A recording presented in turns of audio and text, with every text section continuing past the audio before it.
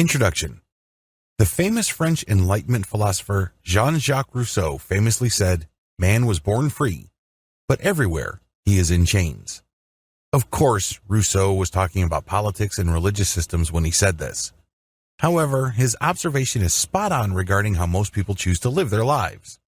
We are born free, but we choose to walk around in chains. It doesn't matter that the chains are invisible, their effects are still noticeable. Let that sink in. People are born free because they have tremendous power over their reality. But when you look at the way most people live their lives, it's as if they are slaves. They have all these imaginary lines that they have drawn for themselves. Things like who they can and cannot be, what they are and what they're not, where they can go and what's off limits. Believe it or not, all of us actively shape our reality. Our minds make us the masters of our reality. The fact that you're taking this training with a certain attitude and you were able to buy this training in the first place means you are a master of your reality. It doesn't matter whether you accept that or not. It doesn't matter whether you are aware of this or not. It's still the reality. In fact, just through the daily operations of your mind, you master and edit your reality. What's the problem? Well, most of us don't claim this power. We live our lives based on obligation. That's right. We try to be the kind of people our parents expect us to be. We try to live our lives based on other people's expectations. We also get used to certain customs. Maybe it's part of our culture. Perhaps it's part of our little group. Whatever the case may be, unless we choose to open our eyes, we do things the same way as the people we hang out with. Birds of a feather flock together indeed. We also turn our backs on our tremendous mental power to shape our reality by sticking close to tradition. Just because something has been done the same way hundreds of years doesn't necessarily mean that you should do the same. Just because there is such a thing as conventional wisdom doesn't mean that it's the only type of wisdom applicable to you. Finally, you're walking around wearing your invisible chains because of bad mental and physical habits. It seems like no matter how hard you try to change things or turn things around, your habits keep pulling you back. It's as if you only need to see or feel certain things and you start acting in an almost automatic way. It is very discouraging. It makes you feel weak, small, and insignificant. Mentalism teaches you to refocus your energy so that instead of these mental processes working against you, you train your mind to make it work for you. You only need to look at very successful people to see how this works. You only need to talk to very happy people and realize that they're operating from a totally different place. You can achieve the same. This training steps you through the process of how mentalism can help you live a more fulfilling life. Peel back the curtains and you'll see the reality of your life. I don't want to mix metaphors here, but just like people can easily live their lives wearing invisible shackles, we can also live our lives completely surrounded by invisible curtains. When you put curtains in your house, you do it to block out light. It's your way of regulating natural lighting that comes through your windows. Did you know that you're doing the same thing with reality? However, instead of windows, you have your mind. And there are certain beliefs and practices that we have that block out reality. At the very least, it prevents us from seeing things as they really are. Most people are mentally lazy. There, I said it. We really are. First of all, the older you get, the more you assume things. Now, I can't blame you for thinking this way because when you were growing up, you had to experience things firsthand and then make predictions based on those experiences or based on what people tell you about those experiences. You have to go through that process so you can learn enough to see certain patterns. As you get older, you can safely rely on the wealth of experience you've had and more or less make certain assumptions. At this point, you would think that it is fairly safe for you to assume that once you see certain patterns, then you pretty much can see the rest of what will happen. This makes a lot of sense in most situations. You don't want to sit around and wait for things to fully develop when you know full well there's a high chance that things will turn out the way they've always turned out. However, this can only go so far. Also, when you get older, you tend to use this power of assumption in situations where they don't count, or at least they shouldn't be applied to. You can use this with people you meet, and this can lead to very unfair and even downright cruel dismissal of people. I remember one time I was at a business meeting, and one of the guys who was supposed to make a presentation showed up in shorts and flip-flops. The back of my mind, I automatically assumed that this person was a slacker. No way is this guy serious. He made his presentation and he left. I only learned a week later that person was actually a multi-billionaire. So much for my assumptions, right? It turned out that we needed him more than he needed us.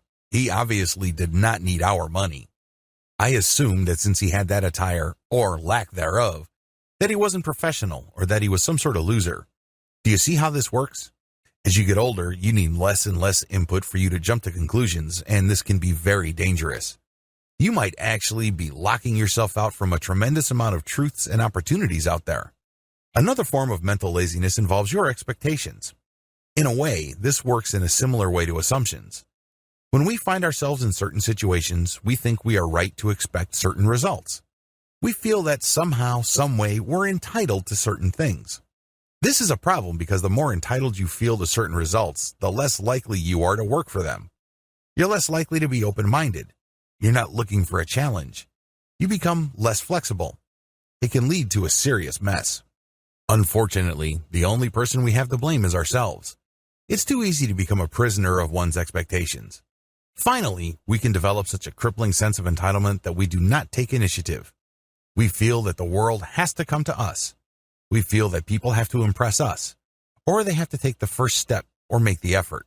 I'm sorry to be the one to break this to you, but if you're trying to make it in this world, you're going to have to take the initiative.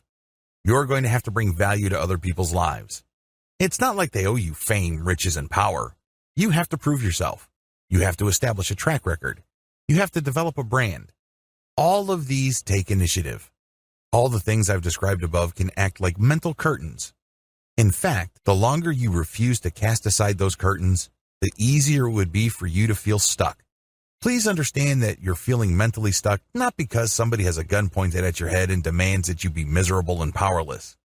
Instead, you have allowed this mental laziness and all these negative mental habits to get the better of you, so you basically end up focusing on the tried and proven, the known quantities or the safe spaces in your life.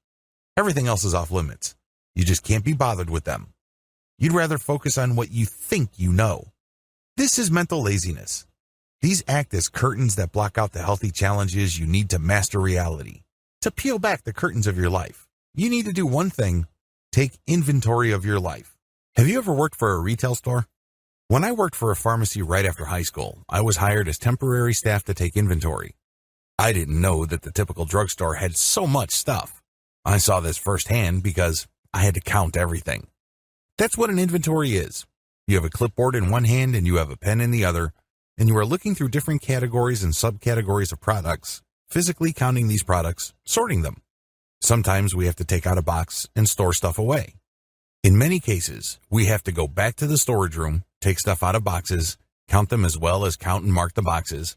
That's a lot of counting. That's a lot of tracking and a lot of monitoring. That's how an inventory works. You have to do the same with your life. You have to take inventory of your life. Believe it or not, this is more difficult because instead of counting stuff like medication bottles, product packages, or envelopes and boxes, you're going to have to take inventory of the things that you assume to be true, what you expect from certain situations in your life. You have to become aware of the situations where you adopt certain mindsets, and you have to pay attention to your lack of initiative. That's a lot of stuff. This requires heavy mental lifting. It also requires a tremendous amount of honesty. Let's face it, do you feel good when somebody says that you're lazy? Do you get butterflies in your stomach when somebody says in so many ways that you are living a lie? Of course not. Most people don't want to hear that kind of stuff, but that's exactly the kind of conclusion that you would get if you take an honest inventory of your life. It would turn out, and I can guarantee this, that a lot of the things that you assume to be a certain way in your life are actually quite different. They turn out to be very different from what you assume them to be. They may be familiar. You might not even consciously think about them, but once you start peeling back your mental curtains and you start putting in the work to see things for what they are, you might be in for a rude shock. Our lives are intentional. You may be thinking that the title of this video is pretty non-controversial. You may be forgiven for thinking that. Most people would agree with this. I beg to differ. Seriously. How come? Well, if you say to somebody who is down on his luck and who is struggling to put food on the table that his life is intentional and that somehow, some way he chose that life, you might not get a happy response. In fact, you might even get punched in the face. How dare you say something like that? Would anybody who's struggling, who's facing all sorts of issues like health problems, legal problems, divorce, and mental issues intend that kind of life? Would they really choose that kind of life? Talk about insulting.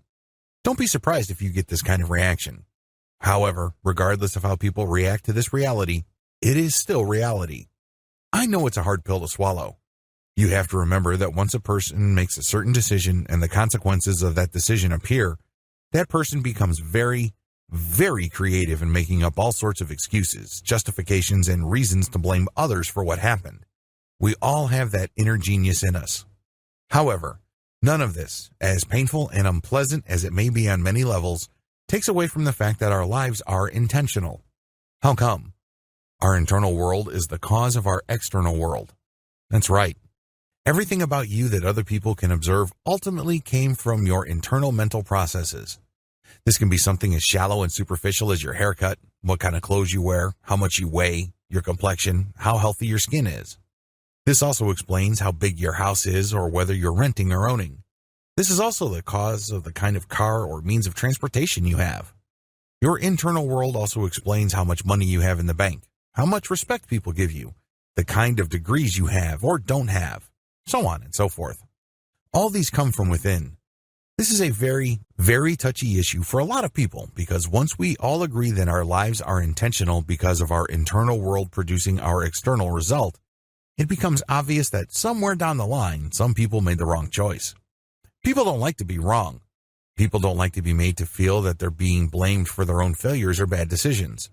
That's just part of human nature. It's to be expected. It's definitely a big blow to the ego. However, regardless of how much it hurts, nothing can take away from the fact that everything people can see from outside of you is a product of your internal choices. To get that car, you had to make a choice. To get that job, which produces a certain income which affords you a certain lifestyle, you had to make a choice or a series of choices.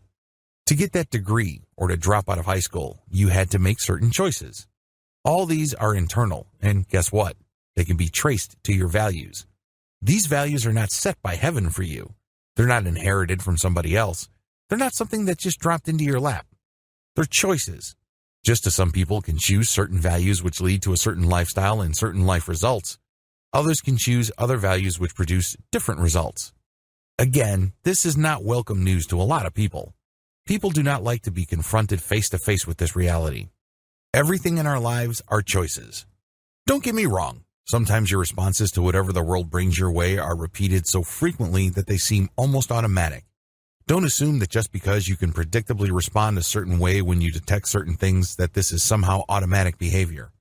Don't fool yourself into thinking that you have absolutely no choice when you take certain actions. No. All these habits actually spring from choices. It takes a while to develop a new habit. In fact, according to some estimates, picking up a new habit or breaking one can take anywhere from 21 days to 60 days. You have to repeat the same pattern before you develop or break a habit. What are you doing prior to that point? That's right, you're choosing to take those actions. These are choices. Since you're making choices all the time to produce certain results and consequences, your life is intentional. You may not accept it. It may be uncomfortable. It definitely is not a convenient truth, but it is still the truth. Embrace this fact. Instead of living your life on autopilot, wrap your arms around the concept of intentionality. Master your life or author your life by being as intentional as you can about what you choose to think. This is the bedrock of mentalism. That's how you edit your reality. That's how you go from thinking about a certain outcome to actually seeing, hearing, touching, tasting, and smelling that outcome. In other words, you turn ideas into reality. You're not just hoping and wishing. You're not just thinking, it would be nice if certain things existed. You're actually taking action. Too many of us choose to be blind. Who in their right mind would consciously blind themselves? I can't even think of one person who would do that. You have a serious competitive advantage when you can see. Even if you can see with just one eye, you still have a massive advantage over somebody who has no sight at all. Interestingly enough, a lot of people choose to be blind at some level or other. I'm not talking about being physically or legally blind. I'm talking about overlooking a very important power that they have. You have to understand that in any group of people, 20% will always make more money, have more sex, achieve better results, own more stuff, you name it. Regardless of how you measure success, these 20% will always come out on top. This, after all, is the Pareto principle. How bad is this inequality? Well, You only need to look at the fact that a tiny fraction of the world's population owns most of the wealth. They didn't steal it all. They didn't point a gun at people's heads and force them to give it up. They earned it. Unfortunately, the vast majority of people are left struggling over the leftovers. Most people are content with fighting over the crumbs that are left over by the 20%. These 20% or less are fully aware of their power. They are not blind to their human superpower. What am I talking about? Although our lives are the results of our choices, we choose to be blind to this truth. It may seem banal. It might even seem like common sense. But the moment you truly believe that your life is the result of your choices, you would start thinking, talking, and acting a different way. Whatever it is that's frustrating you will sooner or later go away. That's how important choices are. Sadly, a lot of people choose to be blind about this. They do things on autopilot. They do not make conscious decisions. It's like they're going through the motions of life. Now, it's easy to understand this intellectually. It's even tempting to say, I don't do that, or I'm going to stop doing that. Congratulations, at least you're making some progress. But here's the problem. This is built into the human condition. That's right. This is part of human nature. At the end of the day, there are two fundamental truths about human beings. First of all, we are very scared of change. We can talk a good game about how we welcome change and how important innovation and disruption are to us, but at the end of the day, we grow accustomed to doing things a certain way. Our actions fall into a certain pattern. The other fundamental truth about human beings, regardless of where they come from and what they look like, is that we tend to take the path of least resistance. Let's put it this way. If somebody offered you a plate full of yummy German chocolate cake, or you can dig a hole for 2 hours straight, which would you rather pick? It doesn't take a rocket scientist to figure this out. We take the path of least resistance, which means that we run away from pain, discomfort, or inconvenience, and we run towards pleasure, convenience, and expediency. Given these two truths about the human condition, it's easy to see why people end up doing things on autopilot. They end up making decisions in a certain way. It doesn't matter what they are or what time it is. They end up doing the exact same things. As you already know, our lives are the results of our choices, so we end up feeling stuck. We end up denying the fact that we can choose. It must be something else. It can't be the fact that I chose my life. No, that's not it. That's too much to take. No way. This is the internal monologue most people play with themselves. That's why they remain blind to their human superpower. Your human superpower is your ability to choose. I know it's easy to say. It kind of rolls off the tongue. Most people can intellectually accept that, but they don't really accept it. It's kind of like something that we all agree on, but we then quickly discount it. You will always have a choice. At the very least, you can choose how you respond to the things happening around you. As I vividly explained in the previous video regarding the example of the burning building, choices can be made and undone. Wrap your mind around this. Stop choosing to be blind. The core of mentalism. How can mentalism help you? How can this concept with a funny name enable you to live the life you've always wanted to live? Well, as the term implies, mentalism is all about your mind. Believe it or not, your mind is extremely powerful. It is the metaphysical product of the physical actions of your brain. It exists above and beyond your brain. Don't think this is just a physical thing. Don't think that your mind is just a byproduct of your brain's physical processes. It's more than that. Mentalism is all about helping people understand how their thoughts impact their lives. With that understanding in place, mentalism helps people live the lives they want by teaching them to change the only thing they can fully control in this universe. Let me be clear. There is one thing that you can fully control: your mind. Mentalism helps you live the life you always wanted to live by helping you fully control your thoughts. Change your thoughts, and you change your life. Viewed from this perspective, mentalism is all about taking control of your life. If you are in any way unhappy, frustrated, or feeling stuck in any area of your life, mentalism can help you make important changes. Mentalism can help you become more content, fulfilled, and yes, happy. But none of this will be possible if you don't let mentalism help you achieve one thing that you obviously are struggling with. Again, if you're taking this training, it means that at least one part of your life isn't exactly a bed of roses. Maybe you have many areas of your life that you're struggling with. Still, for mentalism to help you, you have to be willing to take ownership of your life. This is crucial. This means that you have to let go of blaming other people or circumstances beyond your control for whatever you're struggling with. This also means moving on from the past. I understand that you may have had a difficult past. Maybe you are a survivor of abuse. Maybe you made bad decisions in the past and you're feeling guilty about them. Maybe there are certain people around you that create a hostile or toxic environment that really eats away at your self-esteem and motivation. Taking ownership means letting go of all that and focusing instead on what you can control. Ultimately, when all the dust is settled in our lives, there is really only one thing we control, and that is our thoughts. This is mentalism's bedrock principle. Control your thoughts, and you control your life. How mentalism works. Mentalism is actually made up of 5 different beliefs. You have to believe in these principles, otherwise it's not going to work for you. Here they are in short order. Principle number 1, all stimuli are neutral. Principle number 2, change your mental filters. Principle number 3, change your mental habits. Principle number 4, change your emotional response habits. Principle number 5, change your reality through changed actions. All of these flow into each other and are dependent on each other. For mentalism to create the kind of change you have been dreaming of in your life, you have to believe in all these principles and let them work in your life. This is crucial because if you don't believe any of those principles, then mentalism is not going to work for you. After all, it's all about thought ownership. Unfortunately, if you disavow this process, it would be very hard for you to take ownership of your thoughts because in the back of your mind, you believe that it doesn't work, that you're wasting your time or this is just a bunch of hocus pocus.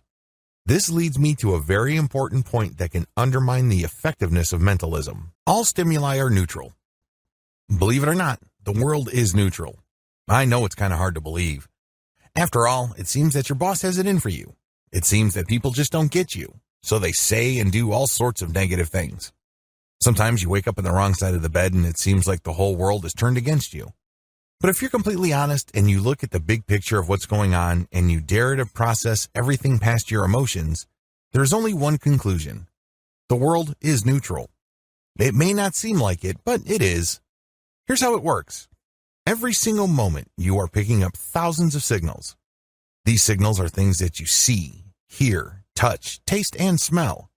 In other words, you're using your 5 senses to pick up all this data from the world. This happens every single second. Now let me ask you, are you fully aware of all those signals that you are picking up? Of course not. Your mind is only zeroing in on a tiny fraction of the data you could possibly pay attention to. It's as if you're looking at the night sky and you zoom in on a corner. That's how your mind works. This is called perception. This is all a choice. It may seem habitual because it may very well have turned into a habit, but it started off as a choice. Different people with different mindsets, attitudes, and belief systems choose to pick up on different things depending on their experiences and their background. For instance, if you grew up in a rough neighborhood and you find yourself walking down the street in an otherwise safe neighborhood, I can guarantee you that you are still picking up stimuli from the outside world the same way you did in your old neighborhood. When you compare notes with people who grew up in that safe neighborhood, they probably would be paying attention to other things. Your main focus is security and survival. Do you see how this works? We're just talking about perception here. We're not even talking about giving these perceived stimuli meaning, which is the next step. You give your stimuli meaning. When you choose to focus on a certain set of stimuli, you give meaning to these facts. Not only did you choose what you became aware of, you also choose the meaning of these facts. Again, 2 totally different people from different walks of life can have 2 totally different interpretations of basically the same set of stimuli. This is a choice.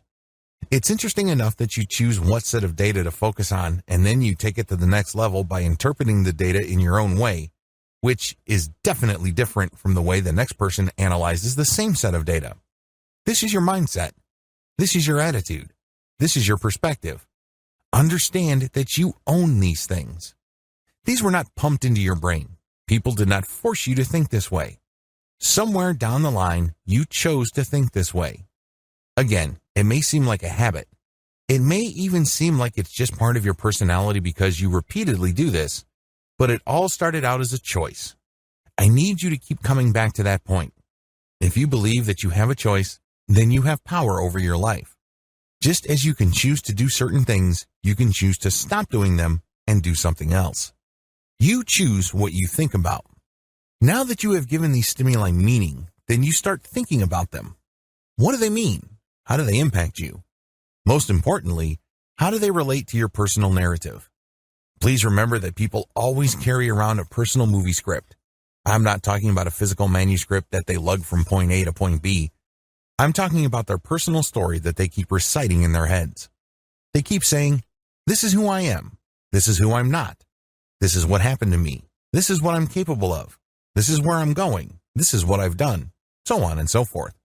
This is your personal script. Everybody has one. It's called your identity. When you break down that identity, there is a narrative and then there is a script. When you choose to become aware of certain things instead of other things and you choose to give them one set of meanings instead of another, you plug in what you choose to remember about that particular experience to your script. I hope it's abundantly clear that when you look at all these things that are happening, that you are always in control. You choose what you become aware of. You choose the meaning that you give to the stimuli that you have chosen to become aware of. You choose what you think about. That's a lot of choices. I know it seems daunting, especially if you feel that you have no choice. It is quite frustrating to realize this given the fact that you feel like you're stuck in some sort of bad movie called your life. I just want you to keep focusing on these different choice points to highlight the fact that you always have a choice. This was true in the past. This is true today. This will continue to be true in the future. You always have a choice. This is why I can safely say the next shocking conclusion: you are always in control. Everything about you, what you habitually think about, what you talk about, and, most importantly, what you choose to do, flow from your choice of thoughts. They all flow from your mindset. They all flow from the mental filter you chose to install. This is control. I know this is not a very popular answer. It would be great if happiness can come in some sort of capsule or enlightenment can be packaged in some sort of tablet, but this is the way it is. The world is neutral. It's your mind that gives it shape and color. Always come back to this reality. Once you have fully accepted this, everything becomes so much easier. The other 4 principles of mentalism flow from this fact. Accept that the world's stimuli are neutral. If you're able to truly believe that, then progress is possible. If you can't, then you're going to be stuck. You're always going to come back to the negative mindsets that you have regarding you being some sort of victim. You have to believe that all stimuli are neutral. Without this fundamental belief, no progress is possible with mentalism. Change your mental filter. This video describes a very momentous step in practicing mentalism. As difficult as it may be for a lot of people, accepting the fact that the world and its stimuli are essentially neutral is actually the easiest part. It's absolutely necessary, and no progress can be made if you can't make it past that point. But, in the big scheme of things, that part is the easiest. Everything else past that point requires a tremendous amount of effort. Now, I'm not saying that you're going to have to roll up your sleeves and break out in a sweat. This is not a physical effort. Instead, this is something much more difficult. Believe it or not, it's easier for people to do things physically than for them to take action mentally. When you take a mental action, you're going to be facing more resistance. Why? You're going to be going against how you normally think. You're going to have to confront and overcome your mental habits. You're going to have to deal with your attitude. This is why changing your mental filter is so difficult for a lot of people. As the old saying goes, you can take the kid out of the country, but you cannot take the country out of the kid. Now, you can mix and match all sorts of things for the word kid and country, but you get to decide whether you will get the same result. We are a product of our upbringing, our environment, and our past. These work together with our choices to produce our mental filter. Please understand, given this reality, it's very hard to change your mental filter. How does your mental filter affect your life? It all boils down to interpretation. Since the stimuli coming in are essentially neutral and we choose to become aware of certain facts instead of others, this leads to short interpretations. These certain facts are more likely to support certain interpretations. If that isn't bad enough, we then look at what we choose to pay attention to and pick one of many different interpretations. Now you may be thinking at this point, it's fairly straightforward. No, it isn't. This isn't just happening in your mind. It isn't just something that is easy to blow off where we can easily say, well, everybody looks at different things in different ways and it all leads to the same place anyways. No, it doesn't. Because you chose to interpret what you choose to pay attention to as a certain way. This leads to emotional states. Please understand that interpretations are never emotionally neutral. There's always an emotional payload to them. It may not involve drama. It may not involve some sort of strong emotion, but there is still an emotional component. Believe it or not caring or apathy is an emotional state.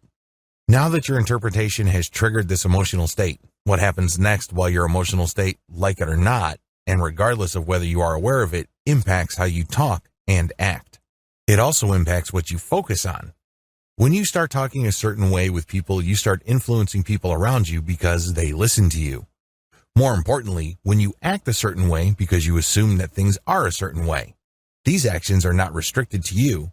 This is the point where your thoughts change your reality. Let's get one thing clear. The world doesn't care about your feelings. It really doesn't. It couldn't care less about your motivations, intentions, ideas, theories, and whatnot. If you just keep them in your head, even if you express them very emotionally, chances are the world still wouldn't care. Now, there's a good chance that you would have a strong impact if you actually published this information, and it caught a lot of people's attention. Still, by and large, your intentions and emotions really don't impact the world. However, the world cannot help but sit up and pay attention.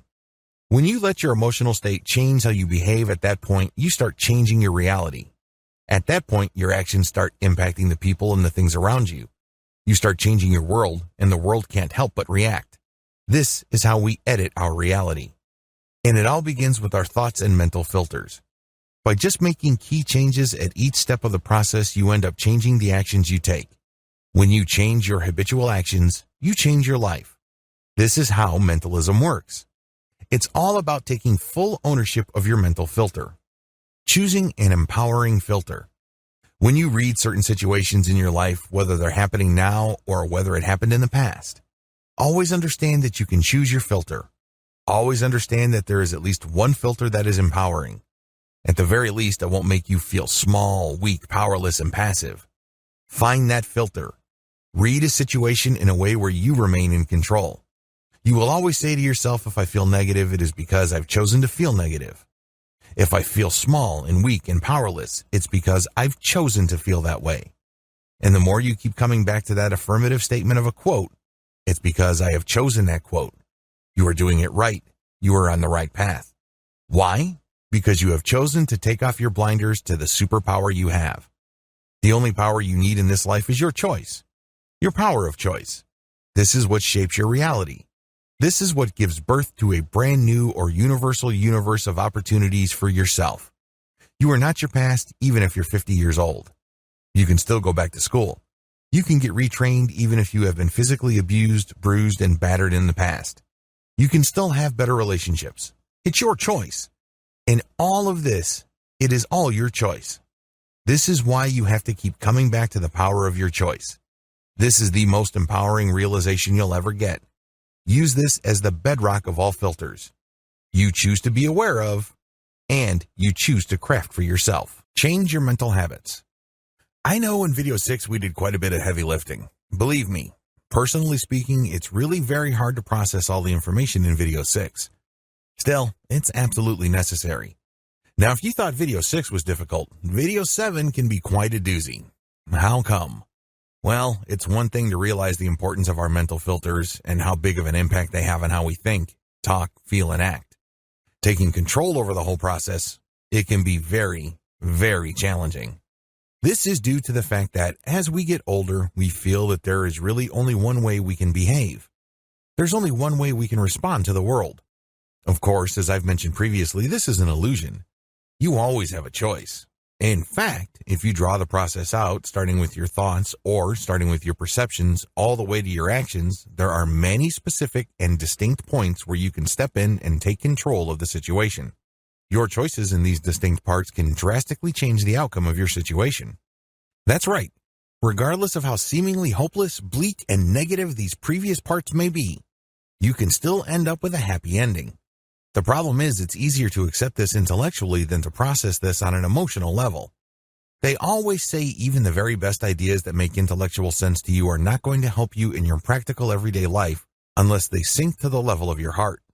Although people hate to admit it, when we're all emotional creatures. I know this is especially true in the United States where logic and rationality are supposed to be top values. But the truth is, according to a recent study, most people make decisions impulsively. That's right. They let their emotions get the better of them when it comes to their choices, whether it's purchasing a product, picking a girlfriend, picking a school, picking a course, going on a job interview. You name it, we often do things impulsively. Now, what's interesting about the study is that when people were asked to explain their choices, people gave all the participants time to study the subjects. They gave all sorts of seemingly logical and rational reasons why they came to the conclusions they did. In other words, they first made the decision on impulse. And when they found the reason, they bring this up because this highlights the power of automatic thinking. You think those people who made those impulsive decisions were clearly mapping out their logic theory and the different probabilities of certain outcomes taking place based on their decision? Of course not. That's not how most people decide. Instead, they let their feelings get the better of them, and this leads to habitual responses. In other words, they made decisions based on their mental habits. If you want to practice mentalism and let it truly take your life to the next level, you have to change your mental habits. In fact, it's actually quite simple. Change your habits and you change your life. It doesn't get any more basic than that. Now, keep in mind that this works both ways. You can change your life for the worse or for the better. Still, the basic mechanism remains the same. It's all about changing your mental habits. How do your mental habits work? Well, as I mentioned in a previous video, we perceive our reality and the world's stimuli as neutral, but our mental filters focus on only one set of data, and we interpret this data a certain way. This then leads to emotional states which trigger certain things we say, feel, and do. When we do certain things, we change our world. This is how our habits work. So, when we have a habitual way of picking up certain things from the outside world, and this triggers a predictable chain of action, we can't help it. In fact, when you call people out on this, one of the first things they will tell you is that they can't help, but this is who I am. No, it's not. It's not your identity. This is not hard-coded in who you are. This is not hardwired into your intrinsic identity as a person, as a human being. This can be changed. This is again all a part of a series of choices. The fact that we choose to be with the fact that we choose to ignore these decision points doesn't make them go away.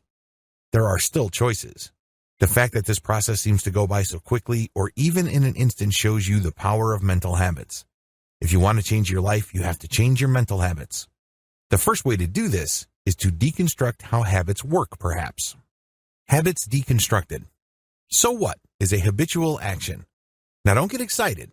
Again, it's a predictable or almost automatic action. Now don't get excited about action. This actually means more than physical actions. It can also involve mental processes and incites emotional states. They're not just physical habits, but they're also mental habits. Now with that said, the habit process is broken down into three parts. There's the trigger, the habitual action, and the reward. For example, people who smoke. People who have a smoking habit are actually triggered to whip out a cancer stick, and when they smoke, they're actually seeking a reward. For example, a lot of smokers habitually light up after a heavy meal. The fact that they just had a meal acts as a trigger. And when they take the action of smoking cigarettes, the rush created by the nicotine in their bloodstream due to a blood vessel constriction leads to a mental rush. Smokers interpret this mental rush as something positive. It is their reward. This physical reality brought about by hypertension is what they're shooting for. See how this works in it, and it plays out very quickly. The moment you had a big meal and you were a smoker, you get this insane urge to light up. How come? Well, you detected the trigger at the back of your mind. You're thinking of that nice rush that you get after you smoke. It's a great after-meal experience. So you light up and you get the reward, and the more you repeat this, the more the reward is associated with the trigger. In fact, it becomes so associated that you don't even think about it. You just need to be aware of that trigger. The same applies to our thoughts. Our mental habits require thoughts or mental pictures, and when we take habitual action on these thoughts, which often takes the form of mental interpretation or emotional responses, we get a reward. The reward is always the same reward. It isn't an emotional state. For instance, if you remember an ex-boyfriend who used to slap you around or beat you, the habitual mental action that many people would get is to say, I'm so happy that that person is no longer in my life. And you get an emotional state of relief because you are with somebody else now. It doesn't occur to you that the exact same pattern might still be present in your current relationship. Instead, you just focus on the relief that this person whom you used to meet and whom used to give you a black eye and treat you like garbage is out of your life. The reward is the sense of relief of moving on. This is how mental habits work. The key question is, do your mental habits work for you instead of against you? You have to ask this key question if you want to change your mental habits. It's going to be very hard to get people to make important changes in their lives. If we all focus on the what and the how, we also have to focus on the why. And the way to do this is to ask yourself, do my mental habits work for me? Do they improve my life? Do they enable me to live the kind of life I want for myself today? Do they make me happier or make me feel fulfilled, complete, and satisfied? If not, then we have to make our habits work for us. This is where you lose a lot of people, because it's easy to follow up to this point, but a lot of people simply do not believe. If you truly believe that you can choose your thoughts, then this should be fairly straightforward. You can make your mental habits work for you. Before we get to the good news, the bad news is you really cannot change your triggers and your rewards. The trigger of the past boyfriend who was very abusive, you really can't change that. It's going to happen. Those mental images will flash because that person was in your life at some point in the past. Unless, of course, you get hit on the head and you develop amnesia. Those memories are not going to go away. This is a reality you cannot escape. That person was in your life. Get over it. Accept that. So that trigger is not going to go away. The same applies to you. What's required here is a sense of relief that you are with somebody new or you have moved on. Own the fact that the triggers and the rewards are going to be the same. Now what's missing? Well, your mental habitual action. The point here is to come up with a different reaction to the mental trigger while claiming the same reward. Believe it or not, there are other ways you can get a nice buzz instead of smoking a cigarette. For example, if your trigger is you wake up in the morning and your normal instinct may be to light up. Well, what if you swap lighting up with going for a walk, or better yet, a nice jog around the block? You still get the same result, which is a nice buzz, but this time the buzz that you get is caused by endorphins instead of nicotine.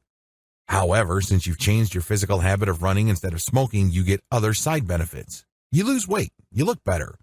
You pump more oxygen into your brain so your willpower is improved and your mental focus is enhanced. The whole 9 yards, and all it took is to change your habitual action that triggers the same, and so is the reward. Understand how this works because you have to do the same when it comes to your mental habits. Change your emotional response habits. This is probably the hardest part of mentalism. You have to understand that whenever human emotions get thrown into the mix, all bets are off. Seriously. As I have mentioned in a previous video, people make up all sorts of rational-sounding justifications for the decisions they originally made out of impulse. Imagine that. People make a decision due to some sort of emotional trigger, but when asked about it, they come up with something reasonable sounding. Well, that's how a lot of people deal with emotions. Most people don't want to admit it, but we all have a trigger. And once we get emotionally triggered, we end up responding in a very predictable way. It's not unusual for people to think that this is just part of who they are. It's too easy to just chalk it all up to our personalities. But it's not really all that complicated. What could go wrong? Well, if you let your emotions get the better of you, it's easy to fly off the handle, say things that you will eventually regret, or, worse yet, do something that will harm your relationships, harm yourself, or land you in legal hot water. You can open a can of worms when you choose to let your emotions get the better of you as far as your actions go. Pick better emotional responses. As I've mentioned earlier in this training, you can change how you respond to triggers. This is crucial to mentalism. You don't have to fly off the handle. You don't have to break down and cry. You don't have to think it's the end of the world. You don't have to feel small, weak, and powerless. There are other emotional responses out there. Given the context, they might be way better. The best way to do this is to be intentional about it. Ask yourself, what state of mind am I looking for when it comes to my emotional responses? In other words, focus on the outcome instead of getting all caught up in the process. Here are just some common positive emotional responses to triggers. A sense of being in control. Instead of getting angry and then letting that anger produce a negative chain reaction with the person or people you're upset at, why not focus on getting the trigger to yield a sense of being in control? This is a very empowering feeling. Believe me, there's nothing more positive than finding yourself in the middle of a crowd where everybody seems to have lost their head, and you're the only person level-headed enough to see the big picture. The likelihood of positive outcomes in that particular setting is much higher than if you allowed yourself to get all caught up in the negative emotional state of everybody else. Also, when you get the sense that you are in control, you are able to see the big picture and identify options that a lot of people too often overlook or dismiss. A sense of possibility. Another way you can emotionally respond to triggers is with a sense of possibility. Instead of automatically feeling that things are hopeless, that there's not much you can do, that you've seen this before and it all leads to heartbreak, failure, and depression, try a sense of possibility. In other words, instead of seeing the door close, look really hard and see what kind of doors and windows the situation opens. This is not always obvious, but when you focus on achieving the emotional response of getting a sense of possibility, you eventually train yourself to see opportunities that most people are blind to. They are all caught up in the moment. A lot of them let their emotions get the best of them. But here you are, seeing possibilities, and this can lead you to better outcomes. Why? You're exactly the kind of person people would want to talk to. Where everybody sees a win-lose or even a lose-lose situation, you might be the person who might be able to craft together a win-win situation. All of a sudden, you become very popular. A sense of adventure. A lot of people think that whenever they are faced with challenges, that it's a grim time of trial. They get very somber, very serious. Some get very sad. Well, if your trigger normally provoked depression or a very sobering sense of seriousness, why not swap it out with a sense of adventure? The problem with seeing challenges as a call to focused, quiet, heavy concentration is that it sucks all of the fun out of overcoming the challenge. You have to understand that challenges are simply puzzles. That's what they are. And the reason why a lot of people love playing puzzle games, trivia games, or strategy games is that there is a sense of adventure out there. There's a lot that's unknown. There are certain things that you do know, and you're basically left to connect the dots and make sense of what would otherwise be a chaotic and confusing situation. A lot of people automatically run away from this. A lot of people shrink from this. But it's a very empowering feeling when your sense of adventure gets triggered. Instead of automatically shrinking back, you're the first one to roll up your sleeves and try something new. Associate these mental and emotional states with your trigger. It's not going to be easy at first, but the more you do it, the more you can turn your situation around. Instead of certain triggers bringing out the very worst in you, allow those triggers to put you in a state of flow. Change your reality through changed actions. As I've mentioned previously, the world doesn't care about your feelings. All it cares about are the actions you take. If you think about this, it makes all the sense in the world because most people are not mind readers. Also, the road to hell is paved with good intentions. It doesn't really matter what's motivating you or how good your intentions are. People are looking for the end result. What did you actually do? This is the point when the chain of mentalism bears fruit. Previously, a lot of the action was happening in between your ears and in your heart. Now, these are very important, but let's get real here. All of life's rewards really boils down to what you do. Can you do the job or not? Do you know your stuff or not? Can you produce results or not? That's the bottom line. And there's very little lying here because it's a black and white situation. If you think about it, it's on or off, it's yes or no. It's very binary. And unfortunately, people are too content to just coast through life thinking that since they failed in the past or were unhappy or unfulfilled in the past, that pattern will continue. They have basically just given up on themselves because they think that regardless of how hard they try, regardless of the kind of changes they want to make, nothing seems to change as far as their actions are concerned. The secrets to actions. Believe it or not, your actions are habitual. You tend to make certain decisions because of how you habitually interpret your stimuli and your emotional states. These flow from habits. They all involve triggers, habitual mental action, and rewards. While it may seem automatic at this point, they were still chosen. The fact that they became a habit now is because you kept choosing them in the past. You chose them initially, and you kept repeating them. Now, they seem automatic. In fact, they might seem that they are just a part of who you are or are hardwired into your personality. You might even think that they are unchanging or that they're just so integral to who you are as a person. But these are just excuses you give yourself because, believe it or not, you're more changeable than you give yourself credit for. You can change if you really want to. And while I understand that, in the action part of the mentalist sequence it is very difficult to change directions, it can still be done. Ideally, you should change the mindset part because that's where you have the most control. That's the part that has less moving parts. When you try to change your habits at the action level, it's like trying to stop a freight train after it has picked up speed. Not exactly impossible, but not easy either. Again, I want you to wrap your mind around the empowering truth that your actions, no matter how seemingly hardwired and automatic they may be, are habitual because you chose them early on. Focus on your ability to choose. Change your habitual actions and you change your life. Let's put it this way. If you're struggling with money, it's because you have certain financial habits. You spend more than you earn. Do you put everything on your credit card? Do you buy all sorts of trinkets that you don't really need? You only have one person to blame, and that's yourself. Now, instead of wallowing in self-pity or, worse yet, painting yourself out to be some sort of victim, change your habitual actions. Instead of automatically whipping out the plastic, you might want to eat out less. You might want to swap out expensive activities for activities that are free. Instead of going to the movies, you might want to go jogging or go to the park. I know this sounds pretty mundane. It may even seem basic or common sense, but these are real. These may seem small, but these add up to changes in your habits and attitude that changes your behavior for the better. You have to create a disconnect between the emotional states you get and the physical habits you take. Either you change your desired emotional state, which leads to better actions, or you change your physical actions despite your emotional state. Whatever the case may be, something's gotta give. You don't have to do the exact same stuff as before when you get triggered. You can choose to do something else. The secret to success. Do you think highly successful people don't get angry? Do you think they don't get tempted sexually? Of course they do. They're human beings like you and me. But what makes them successful is they act from integrity. Integrity really means focusing on your values and your character and acting accordingly. Sure, it's very easy to just take this shortcut each and every time. It's easy to just duck out of every duty, responsibility, and obligation you have. After all, as I've mentioned several times in this training, taking the path of least resistance is a key part of the human condition. But successful people are successful precisely because they chose to act out from integrity. In other words, they selected the type of person they want to be in terms of values and character, and they let their physical options flow from that.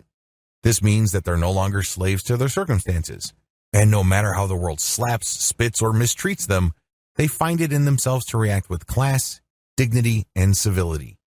This is not always easy, but understand that living with integrity is very much like working out at the gym. When you first hit the weights, your muscles hated you for it. It felt like murder. You were in so much pain. But as you challenge your muscles, they get stronger and stronger until you reach a point where the weight setting that you're in has become easy. So you then scale up. Maybe you add 10 pounds or 20 pounds, and the process repeats itself again. Every time you scale up, though, it hurts less and less. You adjust faster and faster. The same applies to success. Living with integrity is going to seem very strange at first. You would feel like you're some sort of fish out of water. But the more you keep it up, the more you become the character you have focused on. Remember, success is a choice, but it is rooted in habits. Conclusion. The mentalist's life is not an easy one. However, if you want a life of possibility and power, it is a life for you. The best part of mentalism is that you don't need a special machine. You don't need drugs. You don't need expensive therapists. You don't need to go on some sort of long, mystical journey. Instead, you go on a journey within yourself and you focus on your inner reality. By working with this inner reality instead of making excuses for it and getting terrified by it or sweeping it under the rug, mentalism enables you to live a more empowered life. Whatever difficulties and struggles you currently have can be solved by claiming your power to choose. I wish you nothing but the greatest contentment, happiness, and fulfillment. 4 reasons self-discipline leads to self-growth. In this presentation, you'll find out why you need to practice a lot of discipline if you want to grow. After all, successful people all have something in common: self-discipline. With self-discipline, you can overcome all odds, obstacles, and challenges that life throws at you. Personal and professional growth is easier because you don't get distracted easily, and you follow through with your goals and your plans. Let's discuss the 4 reasons self-discipline leads to self-growth. 1. Self-discipline enables you to grow personally and professionally. If you don't have discipline, your mind will be all over the place. You won't know what you need to do first, or even if you do, you won't have the mind power to follow through and actually take the steps to realize your goal. Knowing when to stop and when to speed up are essential aspects of self-control that are very important for personal growth. 2. You can't grow if you aren't disciplined. Whether you are looking to grow personally or professionally, you need to have a plan in place. A plan that doesn't just live on paper, but rather is brought to life through action. And you can't take action if you don't have proper discipline. Without action, nothing will ever happen. So the next time you ask yourself why you're still failing, and why you're still in the same sad place you were 10 years ago, Look back and see if you did enough, or if you did anything at all. 3. Self-discipline allows you to stick to your goals, which ultimately lead to self-growth. Whoever said self-discipline is easy was joking, or just really highly disciplined. Either way, for most humans, this key mental characteristic needs sharpening up. And we can sharpen up by using tools that will help us visualize our goals in our minds. Having a visual picture of your ultimate goal in a place you see every day will motivate you. And your self-discipline will kick in every time you are thinking of straying from your chosen path. 4. You can achieve anything if you impose discipline on yourself. Don't take self-discipline lightly. Don't think you can just turn it off when it's convenient for you and then turn it back on when it suits you. If you want to achieve anything in life, you have to turn your self-discipline button to max level, and you need to make sure it stays there. 4 ways self-discipline contributes to success in the workplace. In this presentation, I'm going to share with you the 4 ways self-discipline contributes to success in the workplace. Not all workplaces are created equal. Some have a friendly environment, while others are downright toxic, probably due to poor management or negative colleagues. Without further ado, here are the 4 ways you must know about self-discipline in the workplace. 1. Your discipline will keep you motivated. If you're disciplined, you have to somehow look at the big picture. It could be a promotion, the promise of a huge bonus, or some other tangible benefit. Doing so helps you motivate yourself and keeps negativity at bay. You'll learn how to distance yourself from negative people and focus on doing your job properly and contributing to your team or your company's overall success. 2. You can manage your time very well. Work can get boring at times, and you might feel like procrastinating a bit, or perhaps take too many little breaks here and there. Taking breaks is important, but if you have discipline, you'll know just how important time management is. You'll also know the difference between a break that helps you clear your head and a break that will distract you and hinder you from doing your job properly. 3. You've got plenty of self-control. Your self-control will allow you to distance yourself from petty workplace politics. It will help you set yourself above and not join the fray, because you know nothing good will ever come out of it. Again, look at the big picture and don't stoop down to your bickering colleagues' level. Your self-control will help you not get sidetracked with the little things which will prevent you from achieving your big goals. 4. You can set your priorities straight. Nothing's better than knowing what you want to achieve in the workplace. Yes, it's where you go to earn money so you can provide for yourself and your family. But the workplace is so much more than the means to an end. It can help define you. It can give your life more meaning, and it will help point you in the right direction career-wise. With self-discipline, all these things are possible at work. You simply have to know what you want and then plan how you're going to get there. 5 questions to ask yourself to know if you're succeeding at self-discipline.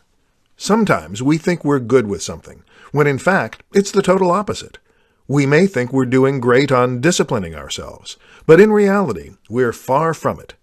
It may sound confusing, sure, but in this presentation, you'll learn the 5 questions you should ask yourself if you're unsure where you are on the self-discipline front. 1. Do you apologize to yourself far more often than you may like? Do you hate yourself every time you do something you know you're going to regret? You know it for a fact, but you still do it anyway. If you find yourself apologizing to yourself afterwards, then you're not doing too well on disciplining yourself. Having an iron resolve is important, and giving in to your weaknesses is not helpful to you at all. Quite the opposite, in fact. It can destroy your self-esteem, and if you don't stop it, you might also end up destroying your life. 2. Are you anywhere near your set goals? Setting goals for yourself is a very smart decision. Knowing what you want to do in life is important, and having self-discipline is a must if you want to achieve your goals.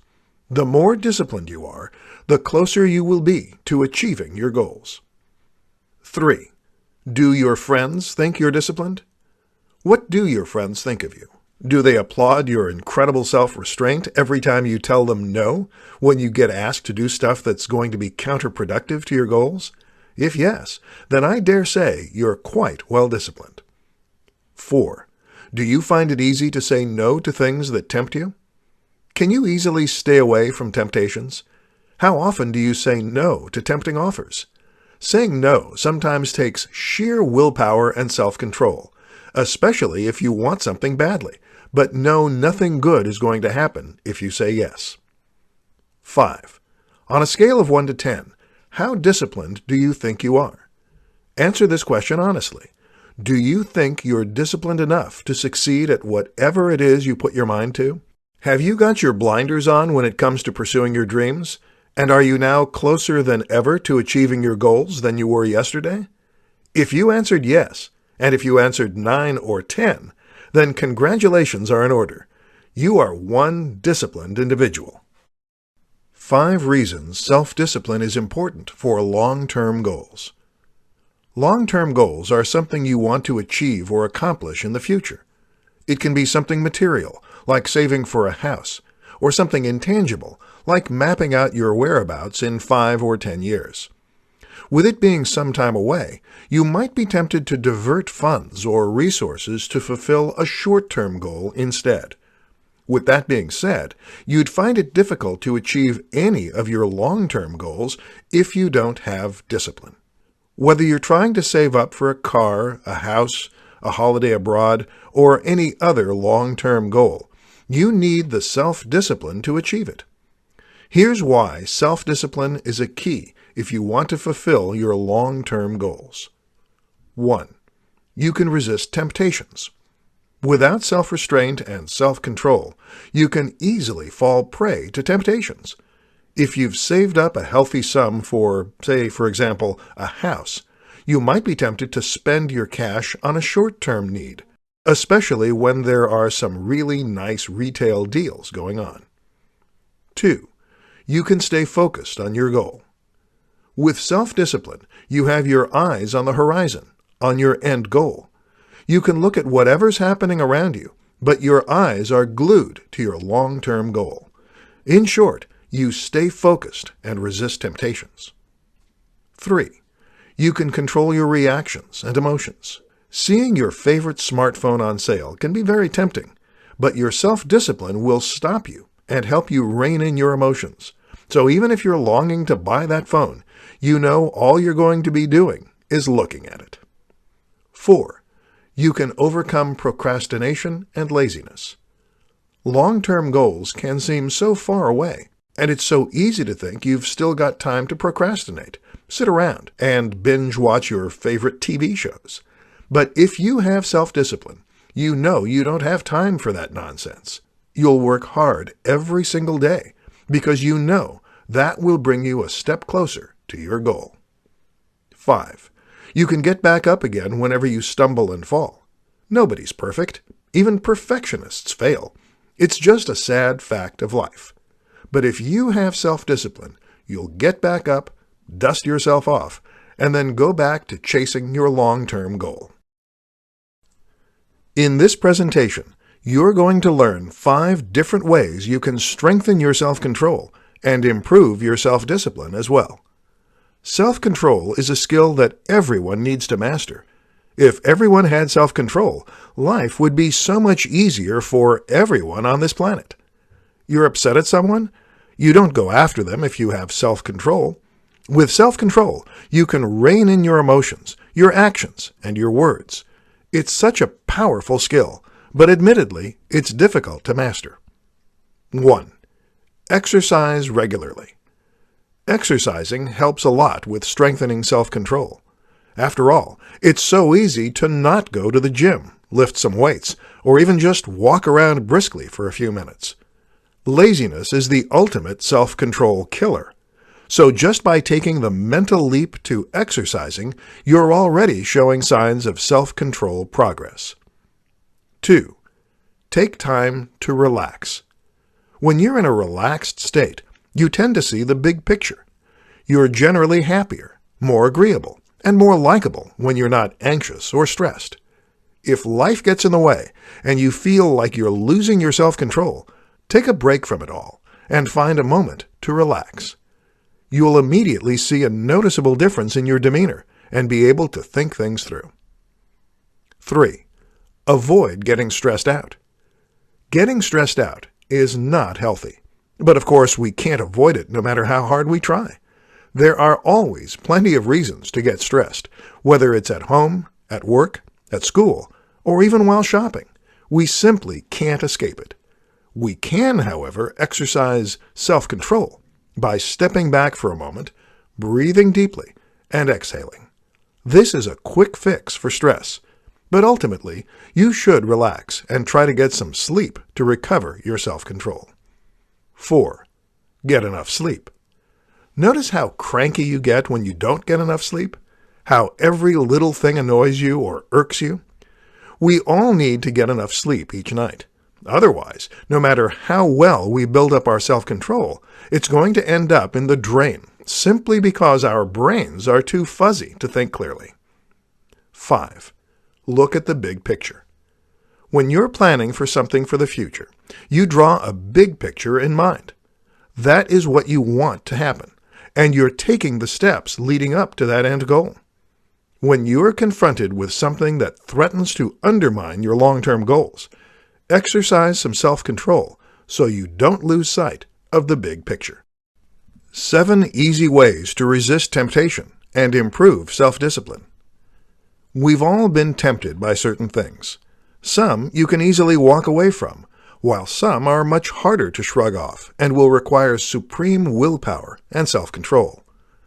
In this presentation, I'll show you 7 ways you can resist that mighty temptation and improve your self-discipline in the process. 1. Know your why. Before you can resist whatever is tempting you, you need to know why you need to resist. Is it bad for you? Is it going to have a negative effect on your body? Are you going to hurt someone with your actions? 2. Recognize temptation for what it is. Temptations come in many forms and shapes. It can rear its ugly head any time of day and lead you astray from your end goal, whatever it may be. But sometimes it's not so obvious. Sometimes you have to look beyond the temptation to recognize it for what it is. This is why the next point is so important. 3. Think about the consequences. If you're unsure about what's being laid out in front of you, or if you can't recognize temptation, all you have to do is think about the consequences. What will happen if you give in? How would you feel afterwards? 4. Ignore and stay away from people who don't support your cause. Let's face it, not everyone is going to support you, your cause, or your work. I'd even go so far as to say some people will enjoy seeing you fail.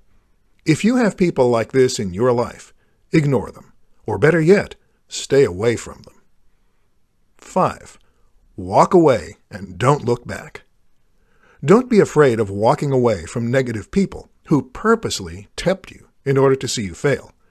Just turn away and never look back. You'll thank yourself later. 6. Surround yourself with supportive people and be accountable to them. When you've gotten rid of negativity in your life, you'll be left with positivity.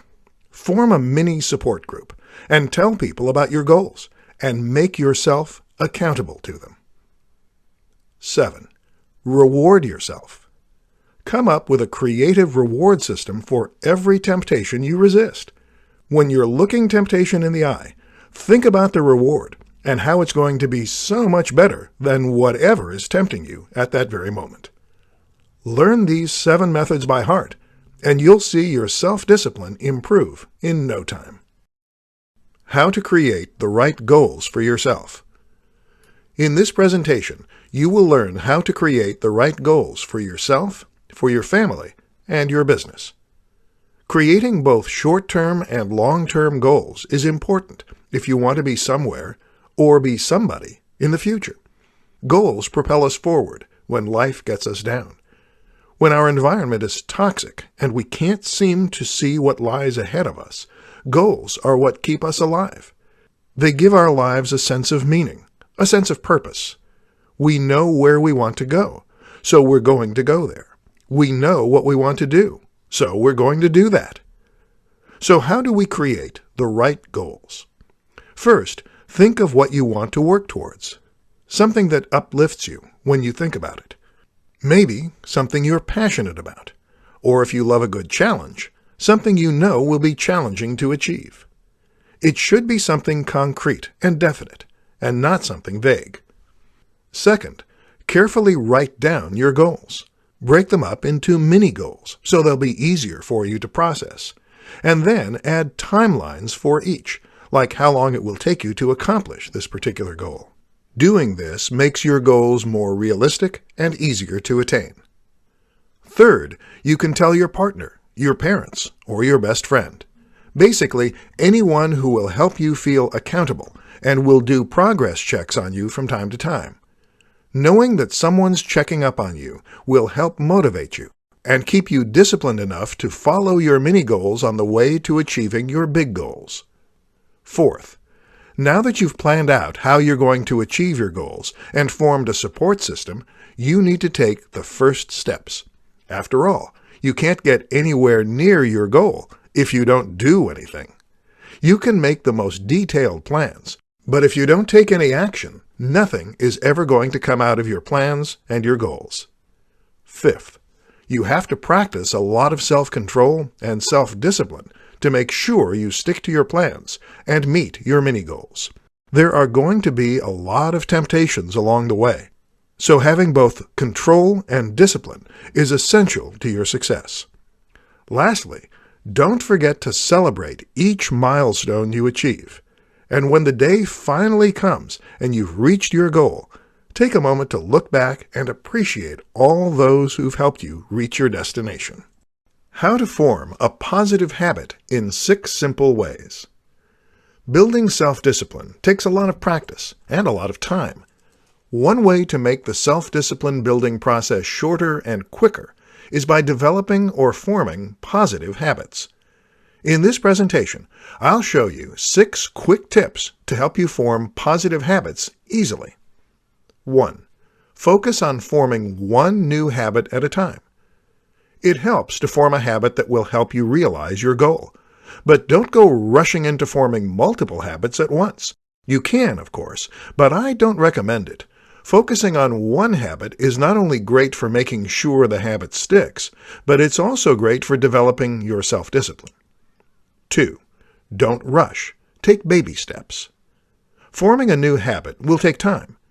If your new habit doesn't become a habit in a week or so, don't be alarmed. You just need to keep doing it more consistently until you start doing it involuntarily, meaning you don't need to remind yourself. You just do it. 3. Have a plan B for obstacles. After a few days of working on the new habit, you realize you can't do it anymore.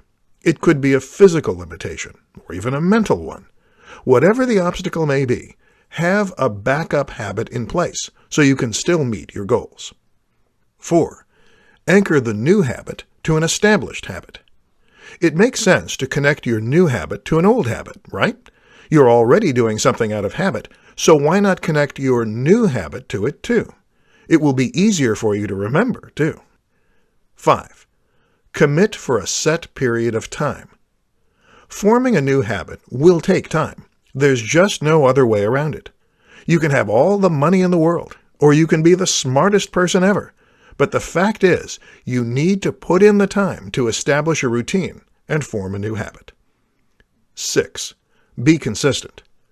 Consistency is key so your new habit gets imprinted on your mind, and before you know it, you don't even have to think about doing the habit. You just do it, out of habit. And that's when you know your new habit has become a real habit. The 5 mental poisons you need to cure and discipline in order to succeed at life. There are many reasons why not everyone will succeed in disciplining themselves. Some just aren't driven enough. Some may not care at all about succeeding. Some give up easily. while others still haven't even figured out what discipline is and why they need it in their lives. In this presentation, I'm going to discuss the 5 mental poisons that will hinder your success in life and why you need the self-discipline to help you cure it. 1. You're too cynical. It's okay to ask questions, but being cynical is on another level altogether. If you find yourself questioning everything and doubting all answers you receive, then you need to work doubly hard on your self-discipline. You need to start trusting and believing in other people. Otherwise, your cynicism will be detrimental to your self-discipline. 2. You're too negative. If you always see the negative side of things, you're never going to get anywhere. You have to lighten up and acknowledge the positive aspects, too. There are always 2 sides to a coin, you know. 3. You always look for mistakes. When your mind is focused on looking for reasons why something can't work, instead of looking for solutions in order to make sure it works, then you have a serious problem.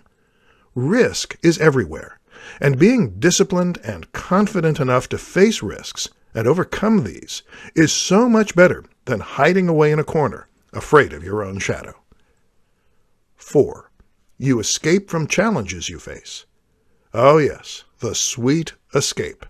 It's so easy to hide your face away from challenges and failures, and instead turn to activities that bring you short-term happiness. Achieving long-term goals takes a lot of discipline, and if you crumble every time you face something difficult, then nothing good may ever come your way. 5. You look for ways to delay your imminent success. It's weird, but some people really do look for ways to delay their success. It might be because they want to keep the status quo, and they're afraid of change. But if you worked so hard to meet your goals, and you're so close to achieving them, then you need to bring forth even more self-discipline to see your end goals come to fruition. Why saying no is important for your self-discipline. If you find yourself saying yes all the time and not being able to deliver what you agreed to, then you need to start saying no. In this presentation, you will learn why saying no is important for your self-discipline and self-growth. If you're a people person and you like pleasing other people, then you may find it hard to say no whenever someone asks you for your help. It's fine to help. In fact, it's even encouraged to help out if you can. However, when you do all the helping and you start neglecting yourself, then you're in trouble. You can, of course, ask other people to help you, but will they? It's okay to feel sad about disappointing other people, but you have to put yourself ahead first. You don't have to say no in a brash manner or say it for the sake of saying no. There are diplomatic and polite ways of saying no. And don't think for 1 minute that you're a bad person simply because you uttered the word no. With the right combination of practice and discipline, you can say no without feeling like you broke someone's heart. Saying no is essential if you want to get more work done. If you keep saying yes, you'll probably end up getting more backlogs and a lengthy to-do list. You'll eventually spread yourself too thin, and you may start missing deadlines, and the quality of your work may suffer. Sometimes you really just have to say no in order to deliver better results.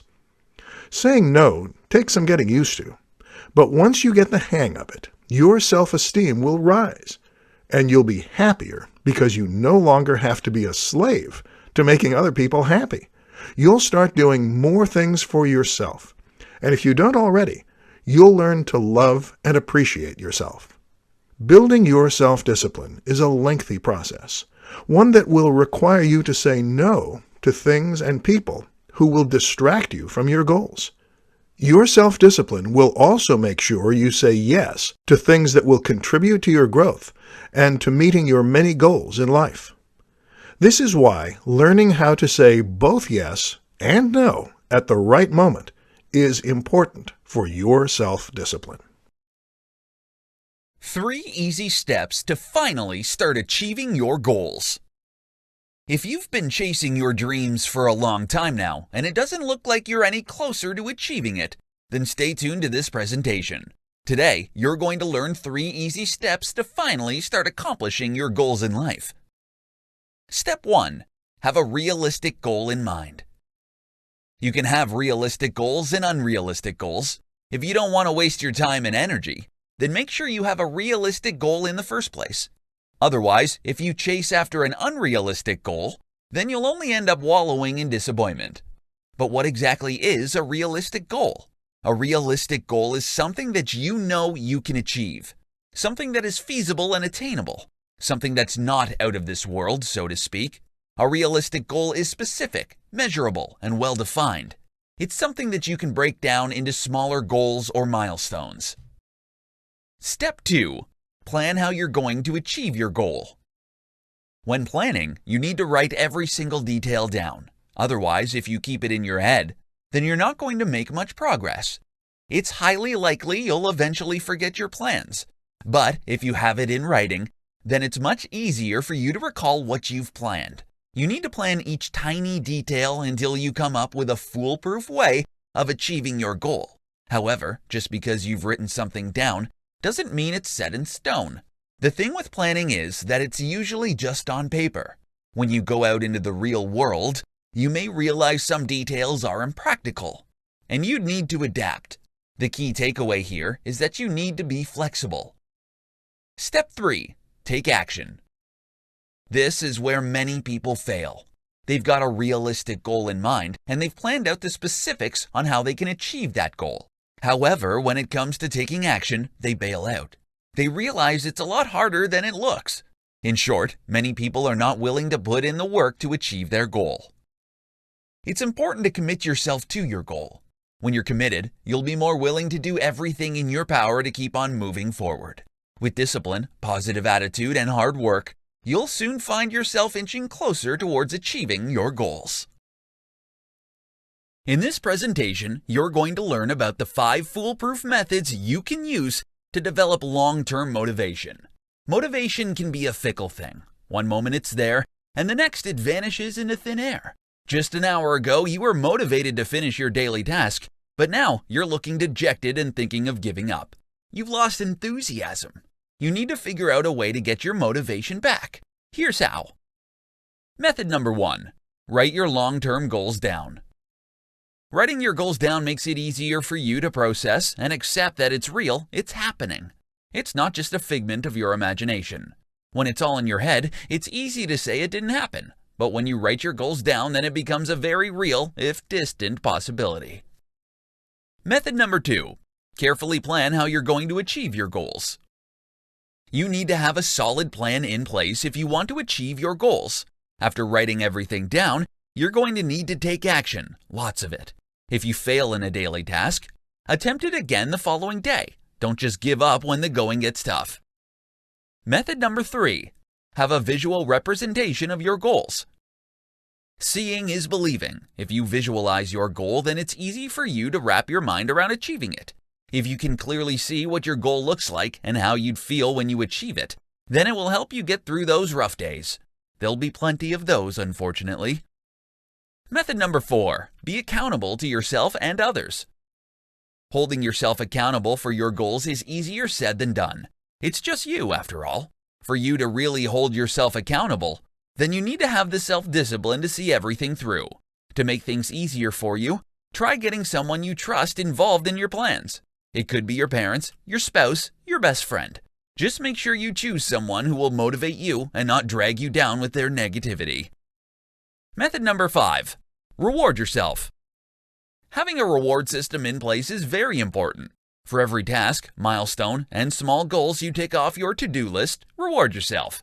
You don't have to splurge. You can reward yourself in a variety of ways. 6 strategies to turn obstacles into opportunities. In life, obstacles and challenges are a given. Sometimes you'll find it hard to find your way around them. However, if you let obstacles get to you and affect you mentally, then you'll find it hard to succeed in anything. Tune into this presentation to find out how you can turn all the obstacles that stand in your way into opportunities. Number 1. Think of obstacles as slight delays to your destination. No matter how well you plan your journey, delays often happen. Whatever your goal in life is, you'll inevitably encounter delays. You may not achieve your goal within the time frame you've specified, but as long as you keep on fighting for your dreams, you'll eventually get there. Number 2. Look beyond the obstacles. Obstacles may loom over you and block the path to your success. It may even temporarily blind you with darkness. Don't let it get to you. Stand up when you fall down and look for ways to navigate around the obstacle. If it doesn't budge when you push it, try climbing over it or even dig a hole underneath it just to get past it. Do whatever it takes to put the obstacle behind you. Number 3. Improve yourself. Sometimes the biggest obstacle to success is yourself. You may lack the necessary skills or experience. So what you need to do is improve yourself. Get the experience and learn new skills. Once you have these, you'll be better equipped to succeed. Number 4. Always take action. The moment you stop taking action towards your goals, then you're effectively letting the obstacle win. Have a daily, weekly, and monthly goal in place to motivate yourself to take action. Number 5. Positive thinking will go a long way. With positive thinking, you'll be able to view the obstacle in a new light. You may not know it, but that obstacle may open up a new path for you. An easier and shorter path that will lead directly to your goal. While you're at it, you may even learn new skills in the process. Number 6. Don't lose sight of your goal. Obstacles that come your way may leave you feeling negatively about your chances of success.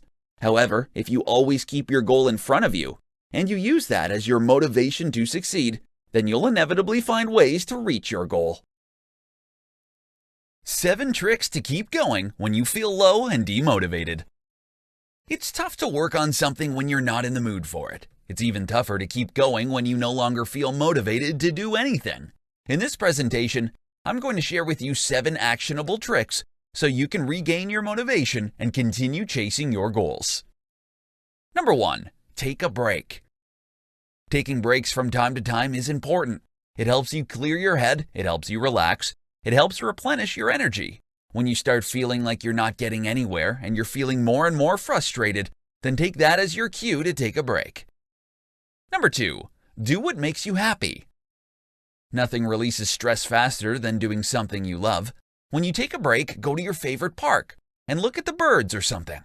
If you love beaches, then take some time off your busy schedule to let the sea breeze clear your head. Number 3. Challenge yourself. If you're bored with your current setup, then try challenging yourself. Write down what you want to happen and think of a corresponding reward when you achieve it. Number 4. Take some time to exercise. Exercise is good for your mind and body. You can go to the gym, lift some weights, and run a few miles on the treadmill. Go play some basketball if that's your thing. When you get back to work, you'll feel a whole lot better. Number 5. Change your priorities. Maybe you feel like you're working on a Herculean task, and you find it highly unlikely you'll succeed. If this is the case, then maybe you need to adjust your goals and change your priorities. Start small and take baby steps. You'll feel motivated when you see yourself making some progress. Number 6. Ask for help. Ask for help from people you trust and respect. If you know someone who's been through a similar situation, ask them for advice. Look for positive people in your circle of friends and ask them what they do in your situation. Number 7.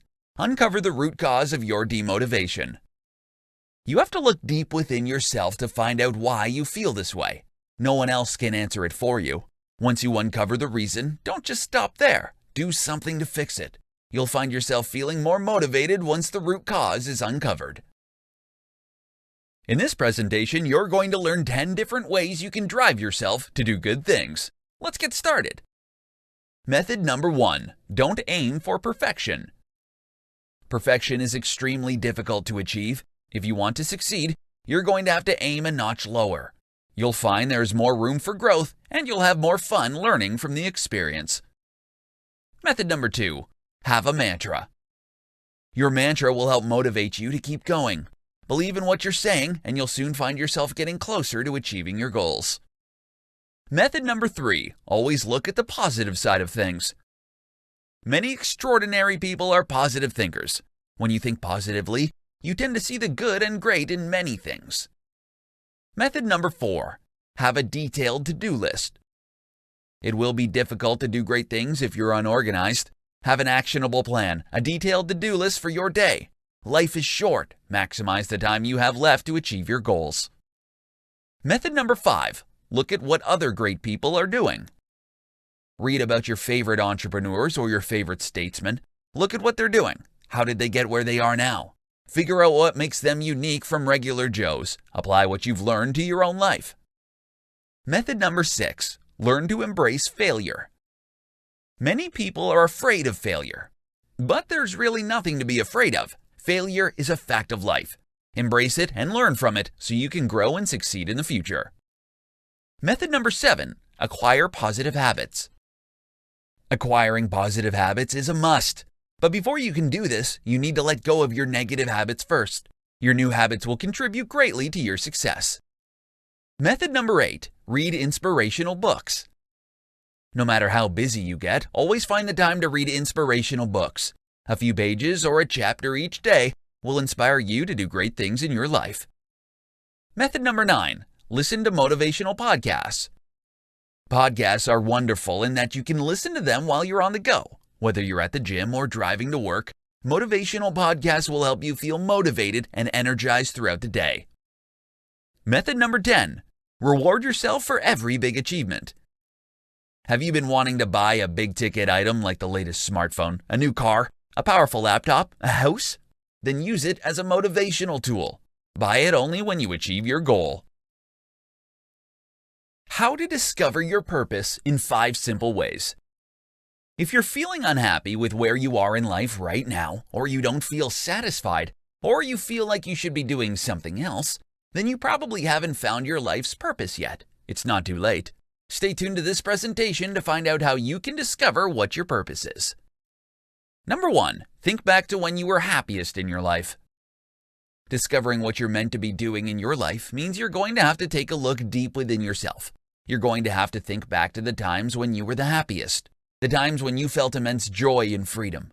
It may have been when you were a child, when you were at school, or even now in the present. Whenever it was, think about what you were doing that made you very happy. Number 2. What do you love doing most? You can't say something is your life's purpose if you don't love doing it. So ask yourself, what do you love doing the most? What do you love doing that it doesn't matter if it's hard or challenging or even painful at times? If you're passionate about something, you're willing to do whatever it takes to continue doing your passion. Number 3. What comes easily and naturally to you? Do you find doing certain activities come easily to you? You may have the talent for it. If so, you can hone your talent to be the best at whatever it is you love doing. You don't have to aim for perfection, but when you can find your life's purpose, you'll find yourself working hard to excel at your craft. Number 4. What is your heart telling you to do? If you're stuck in a job you don't particularly like or enjoy, then that's obviously not your life's purpose. You're probably not meant to sit in a small cubicle slaving away in front of your computer. Listen to what your heart is saying.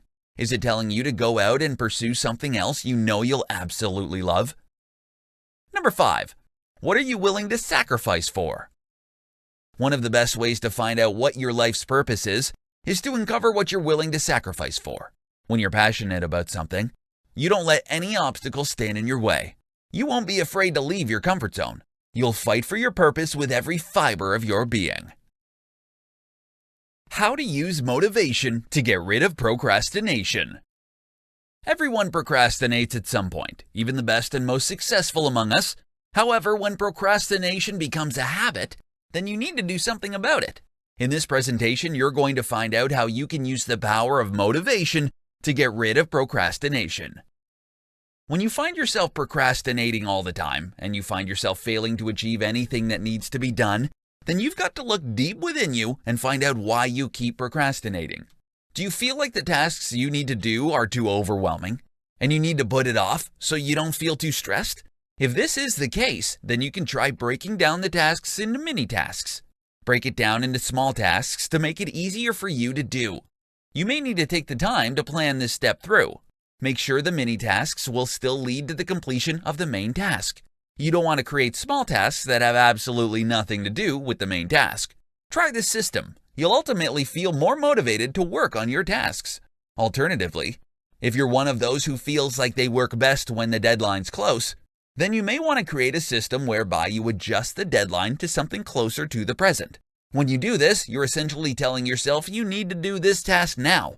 Not tomorrow or next week, but now. Create a sense of urgency. You'll need plenty of self-discipline, however, for this system to work. Otherwise, you'll still end up ignoring your self-imposed deadline and procrastinate. Without discipline, you'll be panicking when the real deadline's near, because you haven't even started and you vastly underestimated the difficulty of the task ahead of you. For either system, you can dangle a reward in front of yourself. Tell yourself you'll treat yourself to your favorite candy bar or your favorite ice cream, or maybe watch the latest blockbuster with your friends. Then, when you achieve your goal, because you didn't procrastinate, go out and reward yourself. The 4 best-kept secrets to accomplish personal freedom. Personal freedom sounds great, doesn't it? But for many people, it appears to be too far out of reach, and thus they remain chained to living a life they don't particularly enjoy. Stay tuned to this presentation if you want to know some of the best-kept secrets to accomplishing personal freedom. Secret number 1. Freedom is in your hands. You may not feel like it, but it's true. Freedom is in your hands. All you have to do is take it and control how you want to live your life. You're responsible for your quality of life, not your family, not your parents, not your spouse, not your government, but you yourself. Take responsibility for your happiness. Your life is literally in your hands. Secret number 2. Live life the way you want to. You may say it's easier said than done. After all, you've got bills to pay. You're stuck in a dead-end job because you've got nowhere else to go. However, if you want to achieve personal freedom, you're going to need to start planning how you can live life the way you want to. If you need to acquire new skills so you can get a better job or move elsewhere, then do it. Don't be afraid to move out of your comfort zone. Otherwise, you'll never be free. Secret number 3. Be thankful for what you have. You don't need money to be free. Yes, having money is nice, but there are many happy people out there who aren't rich, and plenty of wealthy people who are unhappy and who continue to search for their life's meaning. Learn to appreciate the non-material things in your life. Be thankful for your parents, your spouse, your kids, your friends, your pets, anything and anyone who makes you happy. Secret number 4. Always look at the positive side of things. It's hard to accomplish personal freedom if you can't even look at the positive side of things. If all you see is negativity around you, then you'll be chained to wherever and whatever you have right now. Positive thinking is important for one to move on and move forward towards freedom. Remember, there's always a silver lining somewhere. It may not be too obvious at first, but sooner or later, it's going to reveal itself to you. You just need to keep the faith and think positively.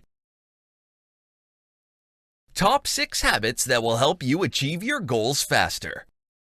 In this presentation, you're going to learn all about the top habits you should acquire if you want to achieve your goals in a shorter time frame. Let's begin.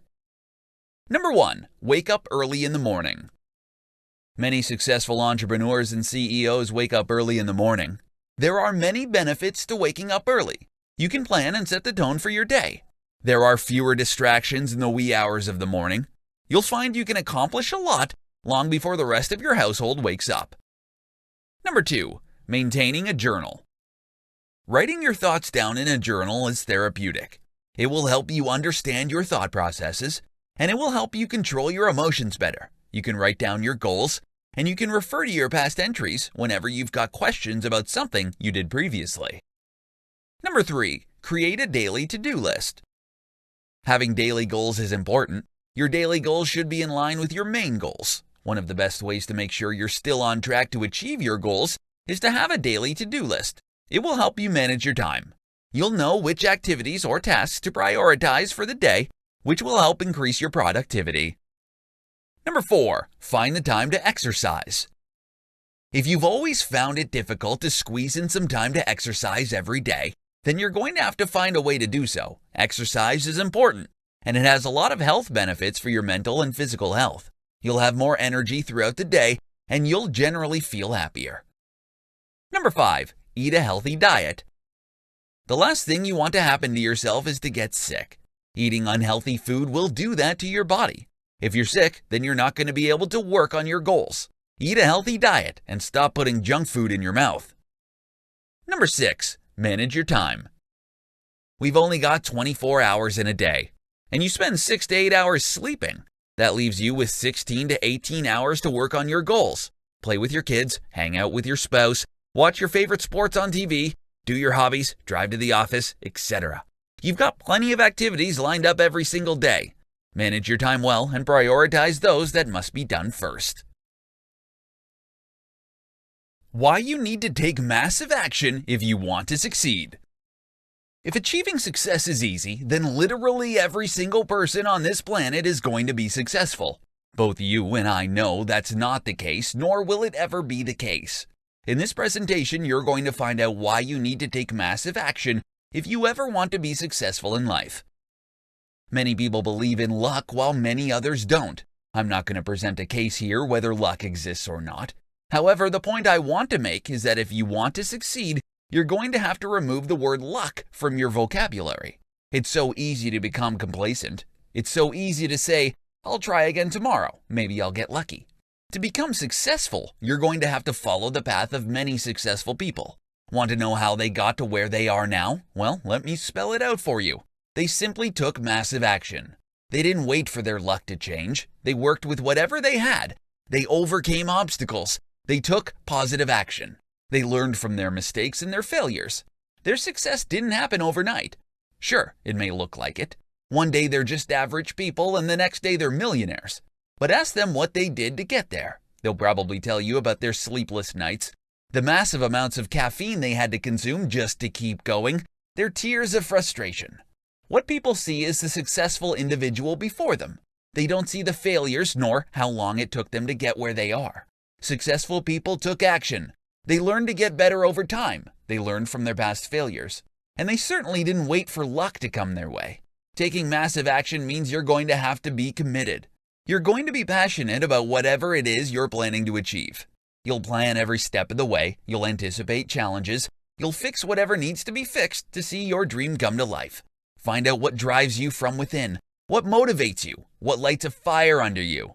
Once you find what these are, you'll discover it will be much easier for you to take massive action so you can reach your dreams and your goals in life. In this presentation, I'm going to tell you about 3 stress relievers you need to learn today. First, let's look at common unhealthy forms of stress relief. It is very important to relieve stress because of its negative impact on your body, but many people practice unhealthy forms of stress relief that are equally negative to your body's health. One of the most unhealthy stress relievers is TV. Though TV is appropriate in moderation, many people watch an unhealthy amount of TV as a way of coping with their stress. Watching this much TV is extremely bad for your health because it promotes a sedentary lifestyle that then supports many illnesses later in life. Another unhealthy stress reliever is unhealthy food habits. Many people overeat when they're stressed out because stress produces cortisol, which increases appetite. Overeating results in illnesses such as diabetes, obesity, and heart failure. On the other hand, stress can cause people to stop eating, which is equally as bad as overeating. Thirdly, many people use alcohol and drugs as a form of stress relief. Using these substances when you're stressed is bad because it often leads to a dependence on them. Now that you know about the 3 most common unhealthy forms of stress relief, let's look at 3 amazingly beneficial forms of stress relief. 1. Get active. The best way to relieve your stress is to get active.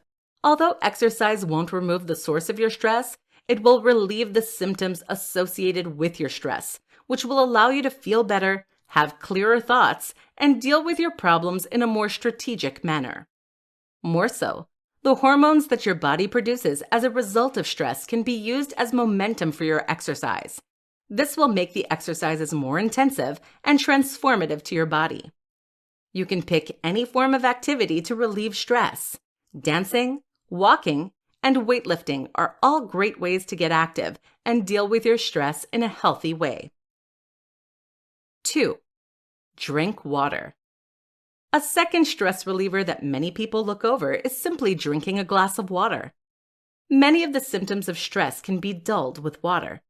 The reason for this is that water increases energy levels, promotes brain function, and treats headaches. Additionally, drinking water will give you a chance to have a timeout. Instead of looking at a blank screen or thinking about the tasks of tomorrow, take a few minutes to just drink water.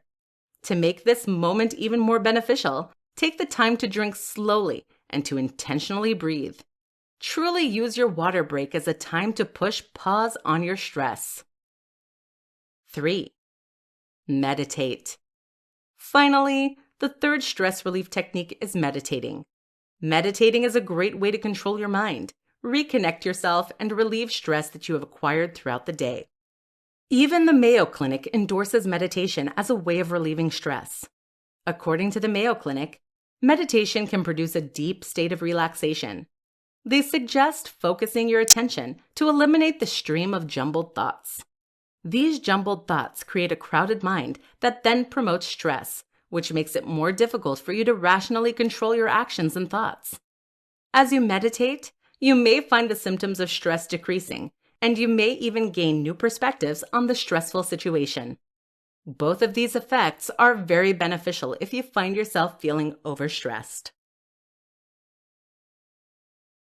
5 myths about meditation. Debunking these myths will allow you and others to enjoy the benefits of meditation without fear or stigma. 1. Meditation takes up too much time. One of the most common myths about meditation is that it takes up too much time and that you don't have enough time to meditate. In fact, this myth keeps many people from meditating because they assume they cannot fit meditating into their schedule. The truth of the matter is that meditation does take time, but everyone can do it. Just like any other task or action, meditation will require you to have a little time cut out for it. At the same time, though, meditation can fit into anyone's schedule. You just have to prioritize it. 2. Meditation is religious. A second common myth about meditation is that it is a religious or spiritual practice. This myth is partially true, but it does not have to be true for your practice. Your meditation is what you make it, and it is most important to make your meditation as comfortable for you as possible. Many religions incorporate meditation into their religious ritual. For example, some religions practice meditative yoga, while others pray. Both of these rituals are a form of meditations. If you are religious, feel free to incorporate your religious beliefs into your meditation. If you are not religious, that's fine too.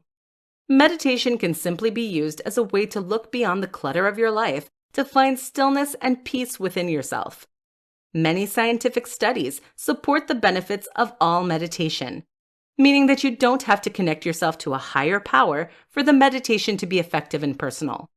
So meditation can be religious or non-religious. It depends on how you want to practice it. 3. Meditation is for the disciplined. Another myth about meditation is that it is only for people with strong self-discipline. Like the previous myth, this third myth is also partially true in that meditation is a form of self-discipline. It is a way to control your mind in order to escape from the clutter and noise around you. In this regard, meditation is for the disciplined because you must have a little bit of discipline in order to meditate. At the same time, though, you do not have to be extremely self-disciplined to meditate. You just have to be able to try to focus. You don't even have to be good at it. In fact, meditation is meant to help you get better. 4. Meditation is boring. The fourth myth about meditation is that it is boring. Many people think that meditation must involve sitting in silence while thinking and doing nothing. Though meditation can look like this, it does not have to. In fact, meditations can be very fun, engaging, and transformative. Some meditation techniques, for example, involve chanting or singing mantras and focusing your mind on said mantra. This form of meditation is the opposite of boring and involves a lot of sounds and sometimes movements. 5.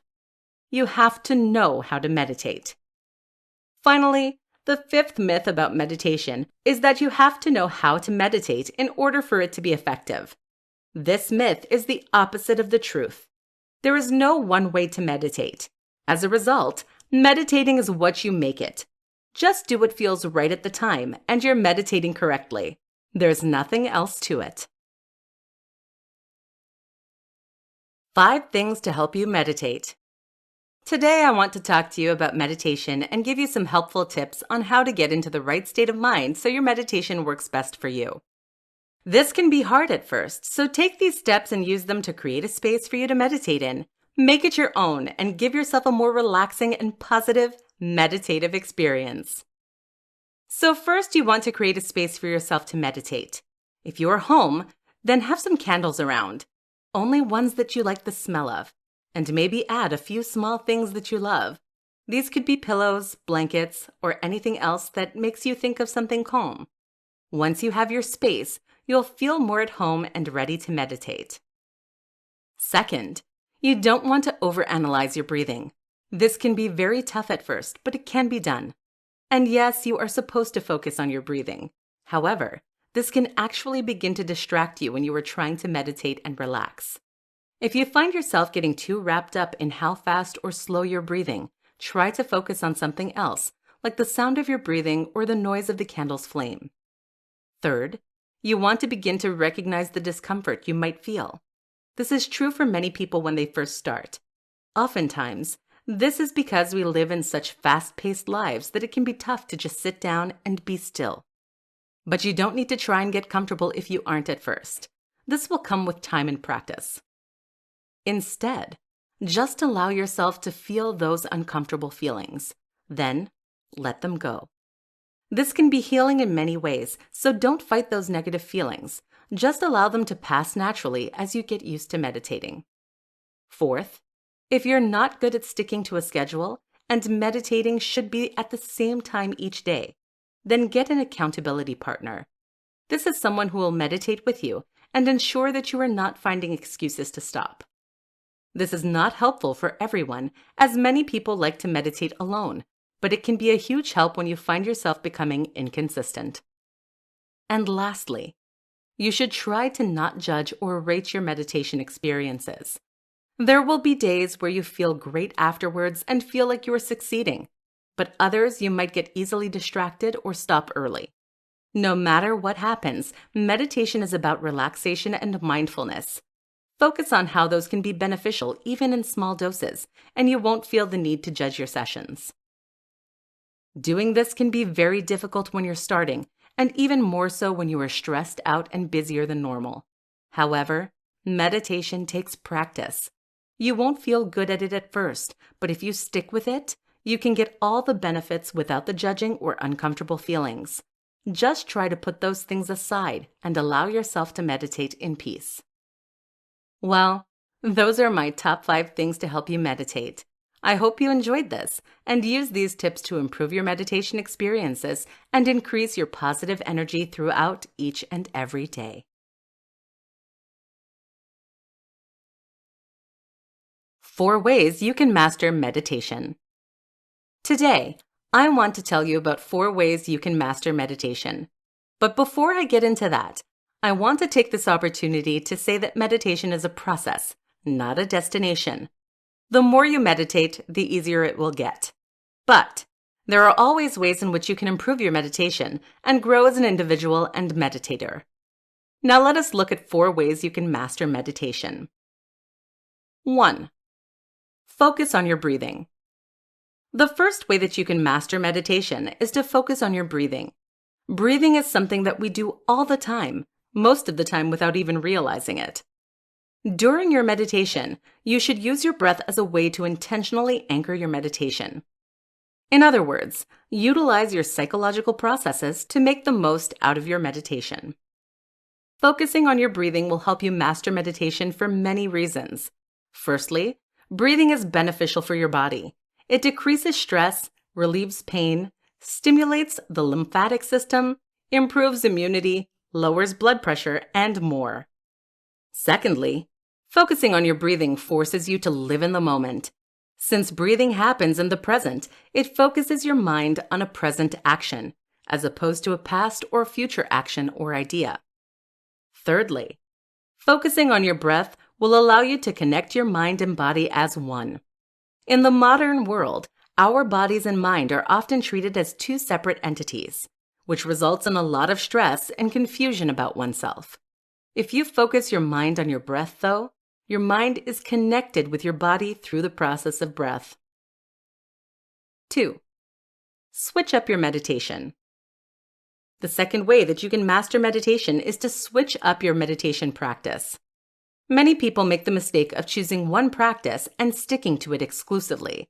This may be great if you're new to meditating and are still learning how to best meditate, but only doing one meditation does not allow you to grow or challenge yourself.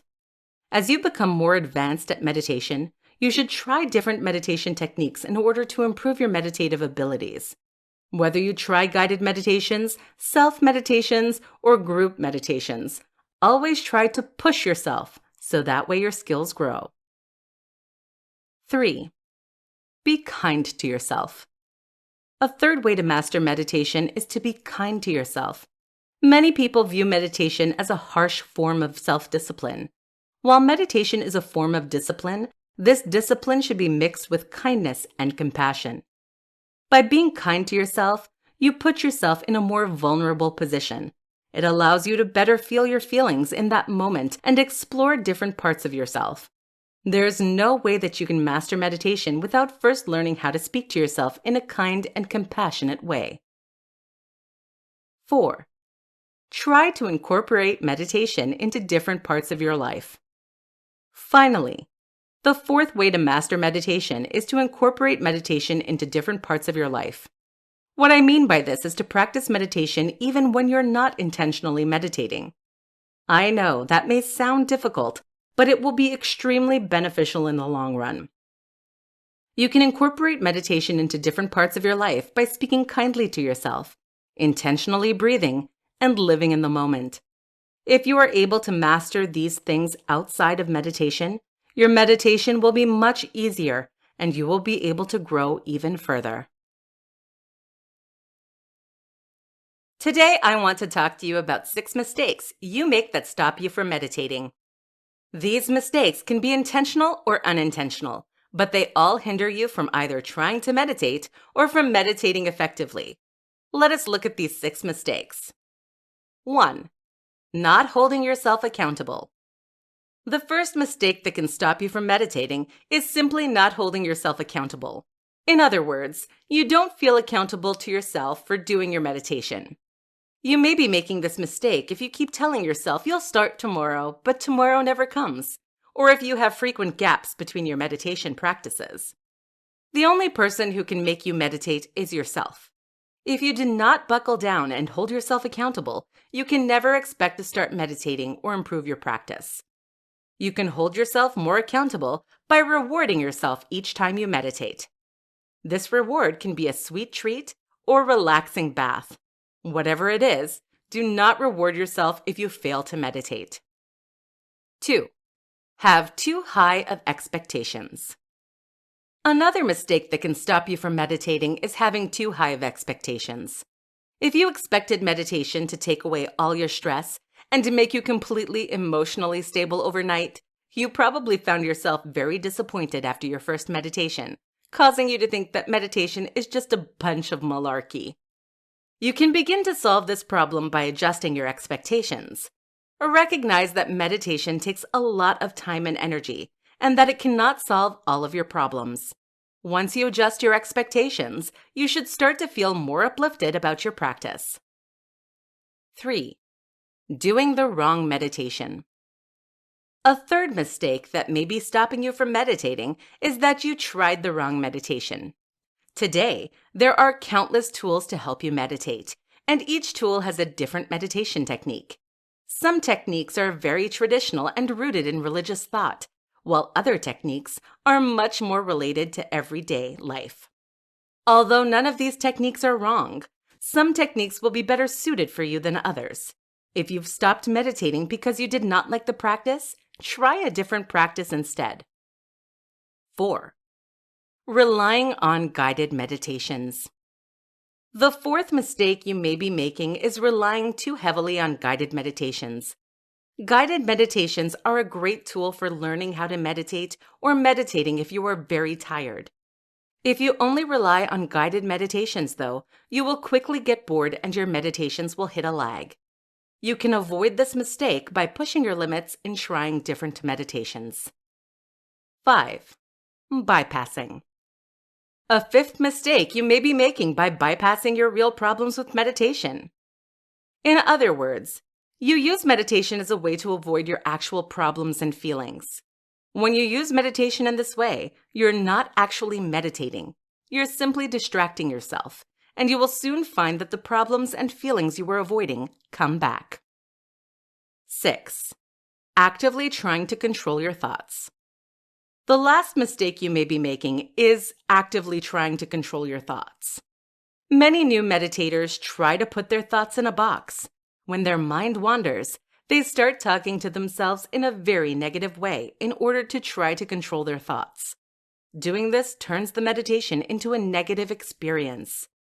Instead of trying to control your thoughts, think of meditation as a time to guide your thoughts. If your mind wanders, bring the thoughts back to the meditation. In this presentation, I want to give you 8 tips to help you meditate more. These tips will allow you to meditate every day without needing to reschedule your entire calendar. Let's look at these tips. 1. Meditate in small intervals. The best way to meditate more is to commit to smaller intervals. Instead of setting aside an hour a day to meditate, set aside multiple intervals of 2 or 5 minutes. Meditating in smaller intervals will allow you to disperse your meditation so that you can do more without rescheduling your entire day. 2. Incorporate meditation into your routine. Another way to meditate more is to simply incorporate it into your routine. Just like anything else, you have to prioritize your meditation. If you don't make it part of your routine, you won't do it. Many choose to put a meditation either in their morning routine or night routine. A smart way to incorporate meditation into your routine is to simply meditate for a few minutes before or after every meal. Since you have to take time to eat anyways, use that time to meditate too. Meditating before your meal is a great way to slow your mind down before eating, which will cause you to make healthier food choices and enjoy your meal more. 3. Multitask. The third way to meditate more is to multitask while you meditate. Whenever you perform daily tasks, such as cleaning or waiting in line for your coffee, you can do little meditations. Meditating during your daily routine will allow you to minimize your time without cutting out any chunks in your schedule. 4. Try yoga. You can also meditate more by changing out your workout routine. Instead of going to your regular Zumba class, try a yoga class instead. Yoga is a great form of exercise that challenges your mind and body. Almost all yoga classes incorporate meditation into their exercises, so you will be able to work out and meditate at the same time. 5. Listen to a guided meditation while you shower. Many people use their shower time to reflect and think about their life, so it makes sense to use that time in order to meditate more. While you are showering, you might want to practice breathing techniques or listen to a guided meditation. Just make sure that you take special precautions so that way you don't slip and fall. 6. Meditate during commercials. Another great way to meditate more is to meditate during TV commercials. Like most people in the modern age, you probably watch a lot of TV. Instead of surfing the web during the commercial breaks, you should use that time in order to strengthen your mind through meditation. 7. Fall asleep to a guided meditation. The 7th tip for meditating more is to fall asleep while listening to a guided meditation. Most people need a couple of minutes before they can fall asleep. Use those minutes to listen to a guided meditation. Though you may think that listening to a guided meditation will keep you awake, there are many that are intentionally designed for falling asleep, allowing you to meditate and fall asleep quickly. 8. View anywhere as your meditation space. The final tip for meditating more is to view anywhere you go as your meditation space. Many people fall into the trap of thinking that you have to meditate in a still, quiet room. Though a quiet room may make meditation easier, any place is suitable for meditation. Try changing your mentality about your meditation space and instead view the world as your meditation space. Today, I want to tell you 8 ways to meditate for busy people. First, let's discuss what meditating means. Historically, scholars have had a hard time defining meditation. Many view meditation as a practice with the aim of training your attention and awareness so that you become more mentally clear and emotionally calm and stable. Meditative techniques can include mindfulness, focusing on a single thought, or intentional breathing. No matter the technique, meditating involves focusing your mind and stopping the routine and business around and within you. Since meditating involves controlling your mental and physical actions, busy people can find it difficult to incorporate meditation into their life. But there are 8 easy ways to introduce meditative practices into your busy routine. Let us look at those 8 techniques. 1. Be in the moment. The best way to meditate when you have a busy schedule is to be in the moment. Being in the moment means to focus on the present as opposed to the past or future, while performing your daily tasks and chores. This step may seem easy enough, but you will find that a lot of your life revolves around the finished past or imagined future. 2. Breathe during your breaks. The second way to meditate during your busy life is to incorporate intentional breathing into your daily actions. Although we breathe our entire life, very few people take the time to breathe with intention. Next time you take a sip of coffee, for example, take a couple of seconds to close your eyes and intentionally breathe in the steamy air. 3. Meditate while you wait. Another way to meditate if you are a busy person is to simply meditate while you wait. Studies show that the average human will stand in lines for approximately 6 months of their life.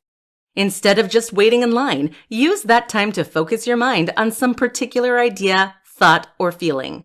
You'll be surprised how fast your wait will go. 4. Multitask. A fourth way to introduce meditation into your busy schedule is to multitask. Instead of absent-mindedly doing your daily chores, incorporate meditative techniques into those actions.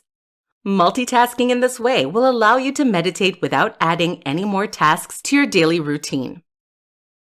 5. Incorporate meditation into your daily routine. You can also find time to meditate by incorporating it into your schedule. Many adults have a morning routine, for example. Find open time in that routine, such as when you're pouring your coffee or watching the sunrise. Incorporating meditation into your schedule will force you to meditate without it taking up any more time of your day. 6. Attach meditation to mealtime. Everyone eats, so one of the best ways to meditate when your schedule is loaded is to practice meditative eating practices. These practices can either include thanking a higher power for the meal, or it can simply be eating your food slowly and giving yourself time to appreciate the flavor of the food. 7. Drive in silence. In the modern world, adults spend much of their life in their car. Why not use that time to meditate? One easy way to meditate in the car is to drive without the radio on. While you sit in silence, control your mind and focus on the drive. 8. Have a gratitude journal. The last way to incorporate meditation into your busy routine is to start a gratitude journal. Simply write one thing you are grateful for each day. This should take you all of 30 seconds to complete. In this tutorial, I will teach you how you can develop your meditation skills. First, I will begin by talking about common problems that people face when meditating. When people begin meditating, they find that it's very hard to control their wandering thoughts. Whether it be a memory from the past, a barking dog, or tasks that must be accomplished before tomorrow, it is so easy to let your mind wander while you're trying to practice your meditation. If this sounds like you are not alone. Most people, even the most experienced of meditators, face this problem at some point during their meditative practice. Luckily, there are ways that you can develop your meditation skills in order to keep your mind on track. Let's look at some of these ways to deepen your meditative practice. Let your thoughts finish naturally. Whenever you find your mind wandering, the best way to develop your practice is to simply let the thought finish naturally. That does not mean let your mind wander directionless. Instead, it means to allow the thought to finish so that your mind doesn't keep going back to it. Let's say you catch yourself thinking about a stressful day tomorrow. Instead of immediately stopping your train of thought, you should allow your brain to finish its thought. Once the thought is over, gently redirect your thoughts to the meditation. Try different practices. Another way to develop your meditation skills is to try different meditative practices. Trying different practices will allow you to discover what meditations are most beneficial for your life. Additionally, trying new practices will challenge your mind and make the practice more engaging from the beginning. Some different meditation practices include visualization, mindfulness, intentional breathing, or living in the moment.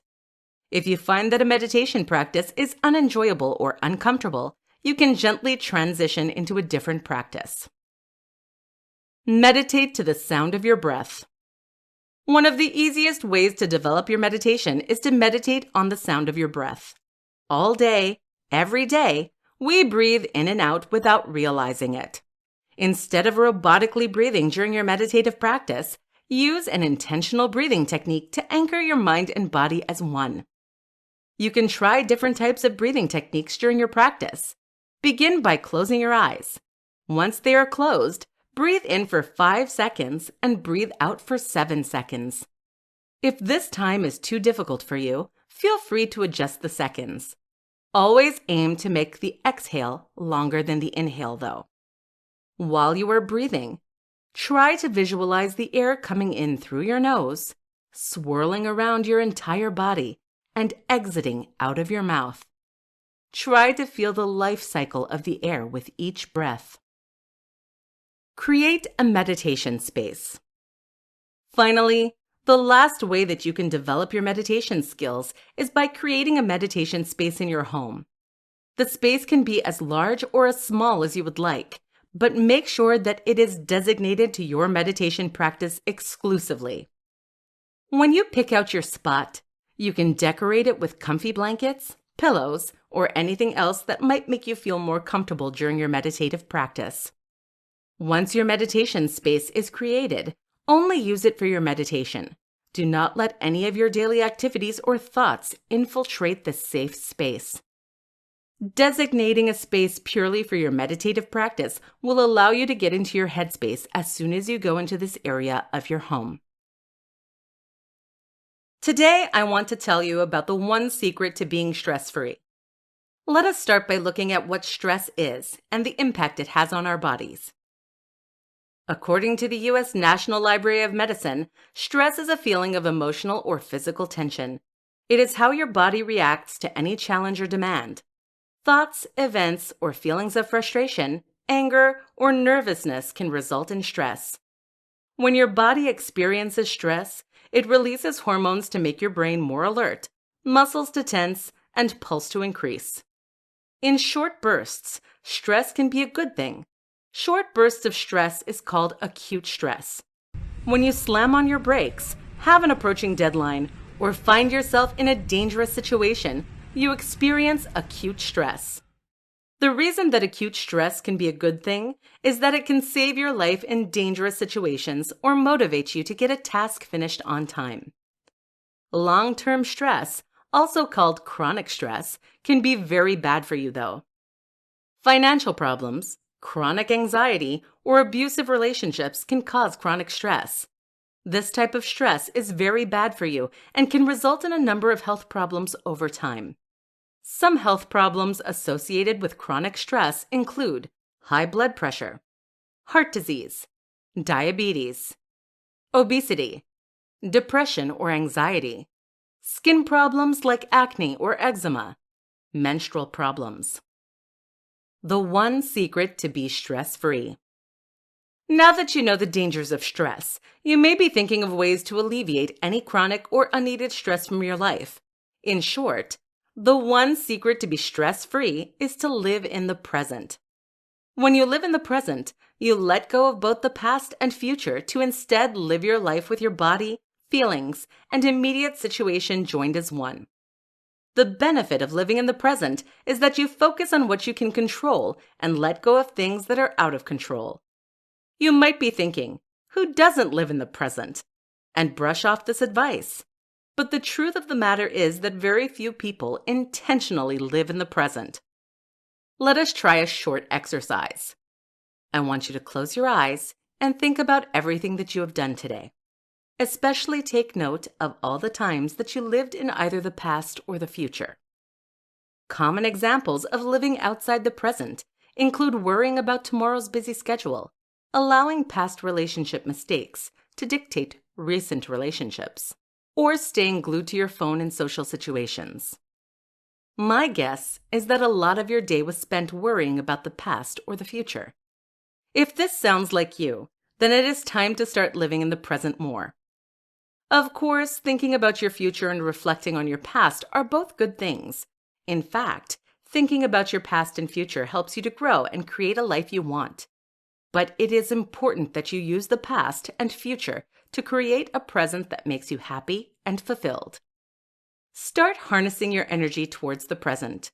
Allow yourself to feel emotions as they come and focus on the tasks that are directly in front of you. As you do this, you will see much of your stress melt away, helping you to live a stress-free life. In this presentation, I'm going to tell you about the top 4 skills you need to master to relieve stress.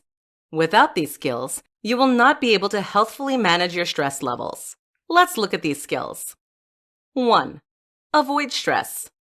The top skill to master is to simply avoid stress. This skill may seem like a sarcastic answer, but it is truly helpful. There are several practical ways that you can avoid stress. Firstly, take control of what you can control. If you know that you're going to have a stressful day or that arriving late to work causes you stress, plan accordingly so that you can attempt to avoid the stress. Secondly, avoid people who make your stress much worse. Obviously, we cannot avoid everyone who causes stress, but try to minimize your encounters with them. More so, learn to say no to people. Many people find themselves in stressful situations because they don't know how to say no. Learning to say no when you are already stressed or busy will prevent you from experiencing any more stress. Simply communicate to the other person that you are unable to accomplish the task, and they will probably not mind that you said no. 2. Change the situation. Another skill to master is knowing how to change your situation for the best. Whenever you feel overwhelmed or stressed, be able to take charge of the situation and think of ways to effectively alleviate the stress of that situation. If another person is causing you to feel stress, communicate with that person. They are probably unaware of the stress they're putting on you. Remember to approach this person with respect and vulnerability. It is best to use I pronouns so that the other person does not feel attacked. If your stress is coming from time management related issues, learn how to manage your time better. Either schedule fewer appointments or learn how to multitask. Be sure to take notes of your limits so that way you know how much you can handle in the future. 3. Accept what you can't control. The previous 2 skills involve knowing how to change your situation, but there are many instances where you have no control over the matter.